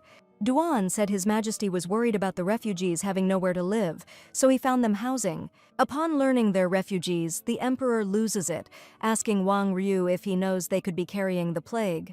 The heroine knows this is bad news because the plague is a nightmare in any era, but she's determined to find a solution. The Emperor orders everyone who's been in contact with these people to be immediately quarantined and moved outside the city. On top of that, he orders the entire city to be disinfected with lime powder and doctors to be assigned to fight the epidemic. They immediately return to the palace, which Li Fei and Juju absolutely must not leave to avoid contact with the infection. But suddenly, the heroine refuses to obey the emperor's order, stating that she needs to go somewhere. Mom begs her to be obedient because the disease is super dangerous and they really shouldn't leave the palace. But the heroine knows who to call to deal with the plague, and if they do it now, they can prevent the disease from spreading earlier than it did in the book. And as always, while she's figuring out how to tell the emperor, he's already hearing her inner voice. So he says that while the epidemic hasn't really spread yet, Jujo and her mom can go shopping. The heroine waves goodbye to her dad, getting ready to head to Qingliu Alley, where this genius little doctor lives. While the emperor orders a eunuch to follow the princess, Wang Ryu's thinking he could lose his head for bringing the plague to the city if he just lets things be. That's why he needs to try and solve this problem himself, no matter what it takes. He tells His Majesty that the 18th princess's behavior is unacceptable, that she can only think about shopping at a time like this. Jojo's scared he's gonna screw everything up, cause she's actually trying to save everyone, but she just can't tell anyone about it. But the emperor defends his daughter, asking how Wang Ryu, the one responsible for all this, dares to say such a thing. He orders the Duan family to be exiled from the city immediately, along with the refugees. The heroine wants to know why her father didn't believe Uncle Wang Ryu's words. The emperor smiles and replies that his brother was talking nonsense, because whatever Juju does, she always has a good reason for it. The heroine never expected her father to trust her so much, and now she's definitely not going to let him down. Meanwhile, in Qingliu Alley, Dr. Chinjo is curing another patient of their illness. She advises the old woman to take the prescribed medicine for another 5 days, and then come back for a checkup. The woman thanks the doctor, thanks to whom no one on their street has been sick for a long time. She only regrets that the girl was so unlucky with her husband. Chinjo asks the old woman not to talk about it because his family arranged this marriage, and she's just glad she can secretly treat illnesses and save lives. Just then, the doctor's husband enters the room and threatens to make her life a living hell, since he forbade her from practicing medicine. The woman shields the girl, insisting that she is doing good and saving lives. However, the man threatens to rough her up too if she doesn't get out of the way and mind her own business. Shinjo asks the old woman to leave, assuring her that she will be all right. Stepping outside, the woman decides to find someone and bring them back to help. The husband's laying into Chinju, saying she's never home and always flirting with other guys. The girl begs him to stop hitting her, trying to explain, yet again, that she's just taking care of patients and saving lives. Chinjo closes her eyes, expecting him to break her legs, but suddenly the door bursts open and someone yells at the guy to stop. Opening her eyes, the girl sees a little kid in the doorway, telling the man he's not allowed to lay a hand on her ever again. Chinjo's scared that the husband might hurt the child. But Juju tells her not to worry, cause she's there to save her. The man raises his fist, threatening to teach the girl a lesson about minding her own business. But before he knows it, the emperor who just walked in grabs his arm, and the next thing he's on the floor. His Majesty advises the man to keep his trap shut if it's so filthy, outraged at how he dares to touch his daughter. This lowlife doesn't believe he's standing before the emperor himself, figures I'm just one of his wife's boy toys. His Majesty promises to sew his mouth shut if he doesn't shut his yap. Getting a grip, he figures now's not the time to be schooling this punk, not when he and Juju got more important stuff to do. So, the Emperor orders his guards to teach him a lesson instead. And while the bodyguards are dragging the guy out, screaming a bunch of nasty garbage, His Majesty gently covers Juju's ears. Chinjo thanks them for their help, and is ready to repay them at any cost, even if she has to walk through hell and high water. Jojo tells the girl to get up off her knees and help them heal people and save lives. Chin agrees happily, because that's her true calling. But she doesn't get how the princess knew she was treating the sick. Not long before, an elderly patient of Chinjo saw a richly dressed man with his daughter in their alley, and figured these people could help her save the doctor. Meanwhile, the heroine was racking her brain, trying to figure out how to find the right house, since there wasn't a soul around.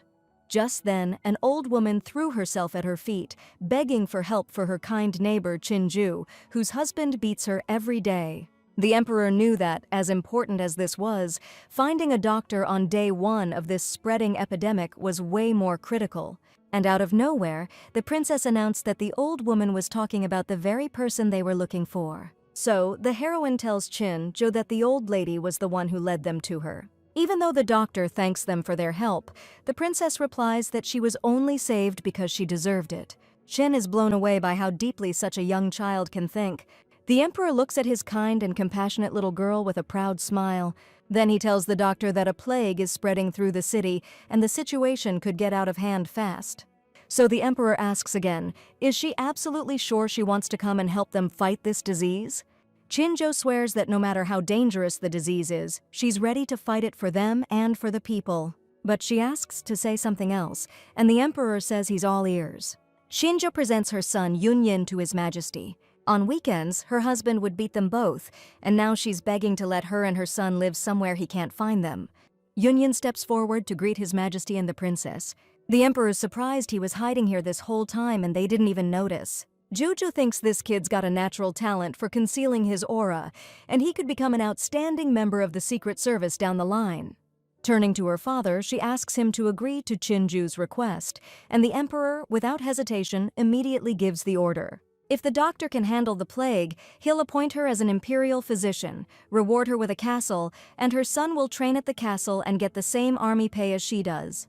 Chinjo thanks his majesty and the princess and promises to do everything in her power to conquer the disease.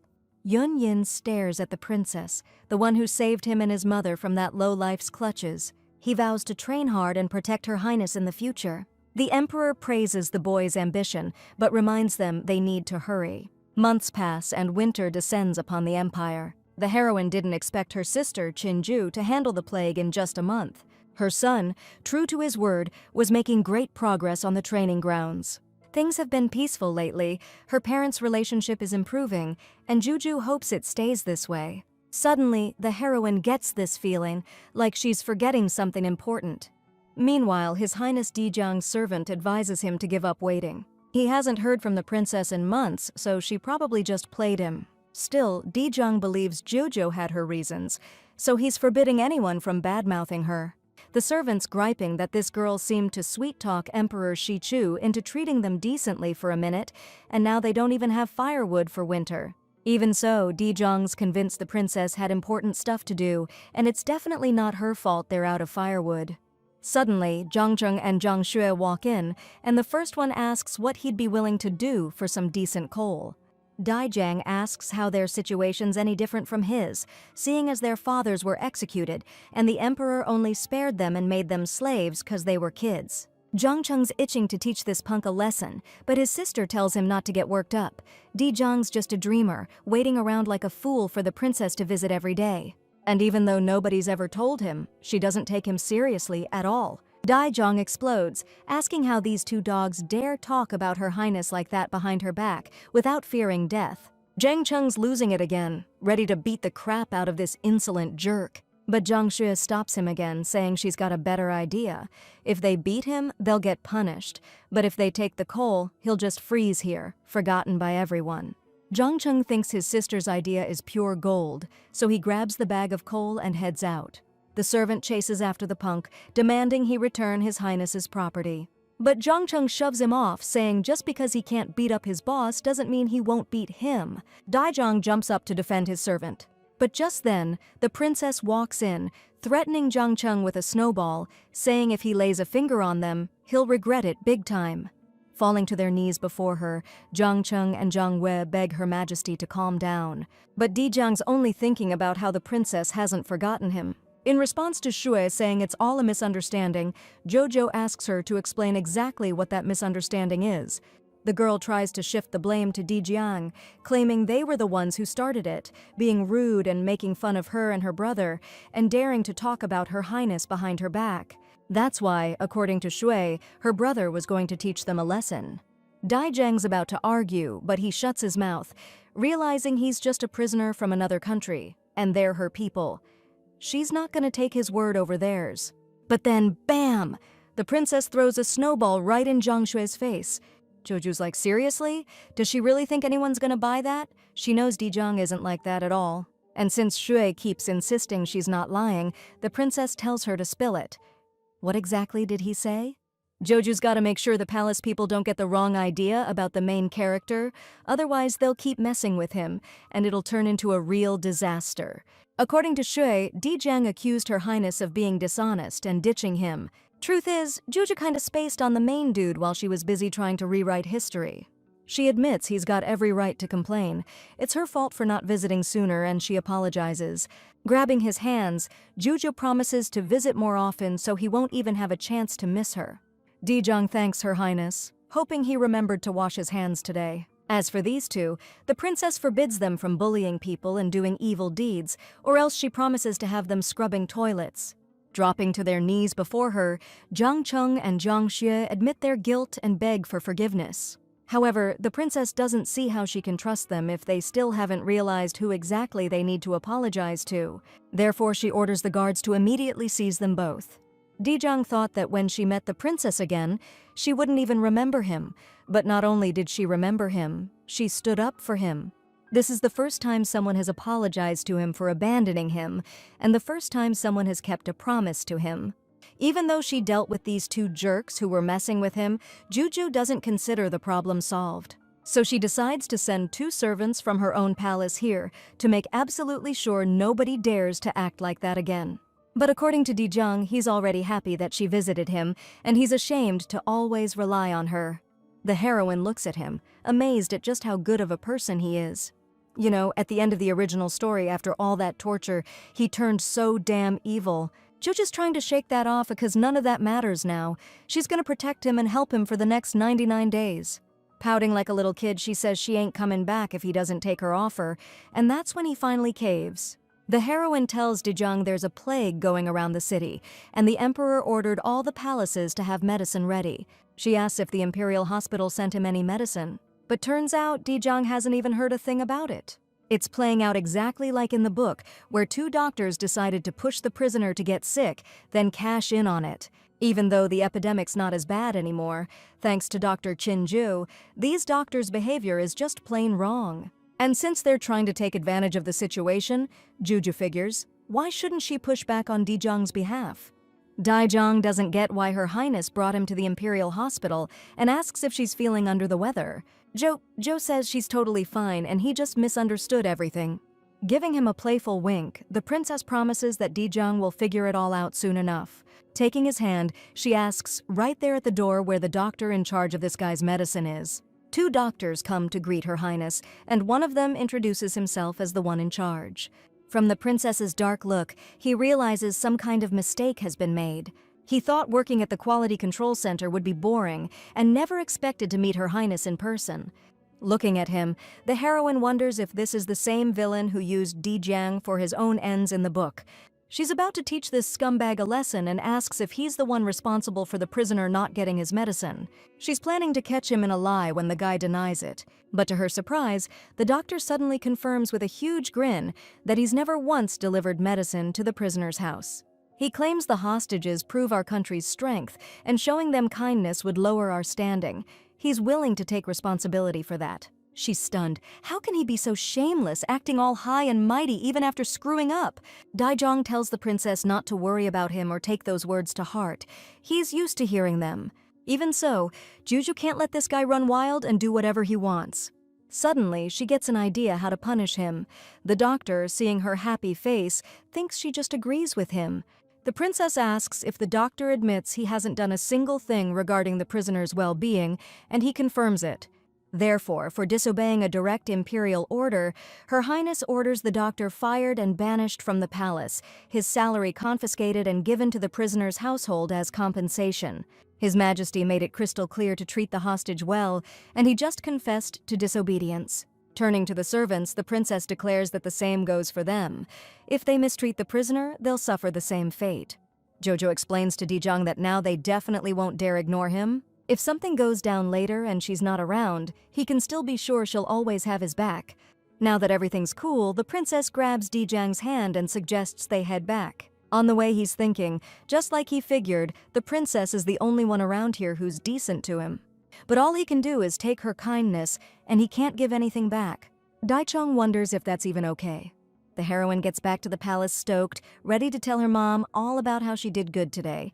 But after running around the rooms, she can't find anyone. Suddenly, she freezes, like she's hearing someone crying. Jojo asks the nanny if she imagined it, but she says the old servant heard it too. The girl hides under the covers, shaking with fear, thinking the palace is haunted. Nanny Guy's trying to calm Her Highness down, saying there's no way there could be ghosts in broad daylight. Besides, the Emperor's here all the time, and his yang energy's more than enough to keep him away. Nanny tells the princess not to worry, maybe one of the maids just messed up and is crying in a corner somewhere. So Jujo decides to go find whoever's upset. She runs out into the courtyard, trying to figure out where the sound's coming from, but she can't pinpoint it. Finally, behind one of the palace walls, she spots a woman who's sobbing her heart out. Jo approaches her so suddenly that the stranger, whose face is hidden by a veil, jumps. Apologizing for scaring her, the girl says hello and mentions she's never seen her around before. Realizing she's talking to the legendary 18th princess, the girl introduces herself as Lady Anne. The woman says it's normal. Her Highness hasn't seen her before since her face is disfigured, and she rarely goes out. Suddenly, the heroine remembers this scene from the book, realizing the woman in front of her is the third prince's mother. Lady Anne was one of the most beautiful women in the palace, but she was poisoned while pregnant, leaving both her and her son scarred and disgraced. Later, the third prince grew up, got divorced, and fell ill, but consort Anne couldn't find a cure anywhere because she was out of favor. In desperation, the consort traded her own life to save her son. But when he recovered, he became bitter and betrayed his country, contributing to the fall of Shichu. But since Lady Anne is still alive, there's hope Juju can fix things. She asks the woman if she's crying because of her third brother's illness, consort, and confirms her guess, though she's confused how the girl knows about it. The heroine explains she was recently at the Imperial Hospital and overheard something. The woman apologizes for acting so childish and prepares to return to the palace to care for her son. The heroine knows she can't let Lady Anne go, or the tragedy might repeat itself. "Hold on a sec," Juju shouts, grabbing the woman's skirt. "I know how to help your son." Ruffling the kid's hair, Anne replies, "That's sweet of you, really. But Your Highness, you don't know the half of what's going on with me and the third prince. You're better off staying out of this." The heroine's impressed by this beautiful concubine. Even with everything she's going through, she's thinking about Juju. "There's no way I can just stand by and watch this happen. I'm gonna prove to Lady Anne that I can save her son no matter what." "I've already been to the imperial doctors," the concubine says. "I doubt they can do anything." But the princess, confident the doctors learned their lesson last time, barges in, "Where's the head physician?" The imperial doctor hurries out to meet Her Highness, asking, "Did you have any further instructions for me?" The heroine declares, "From now on, concubine Anne and the third prince are under my protection." Hearing that, the doctor promises to send someone over right away to treat them. Leaving the hospital, Lady Anne vows to Her Highness that she'll never forget her kindness. She tells Juju to reach out if she needs anything at all, and she'll do everything in her power to help. Meanwhile, our girl can't hide her joy, because now that the third prince is getting better,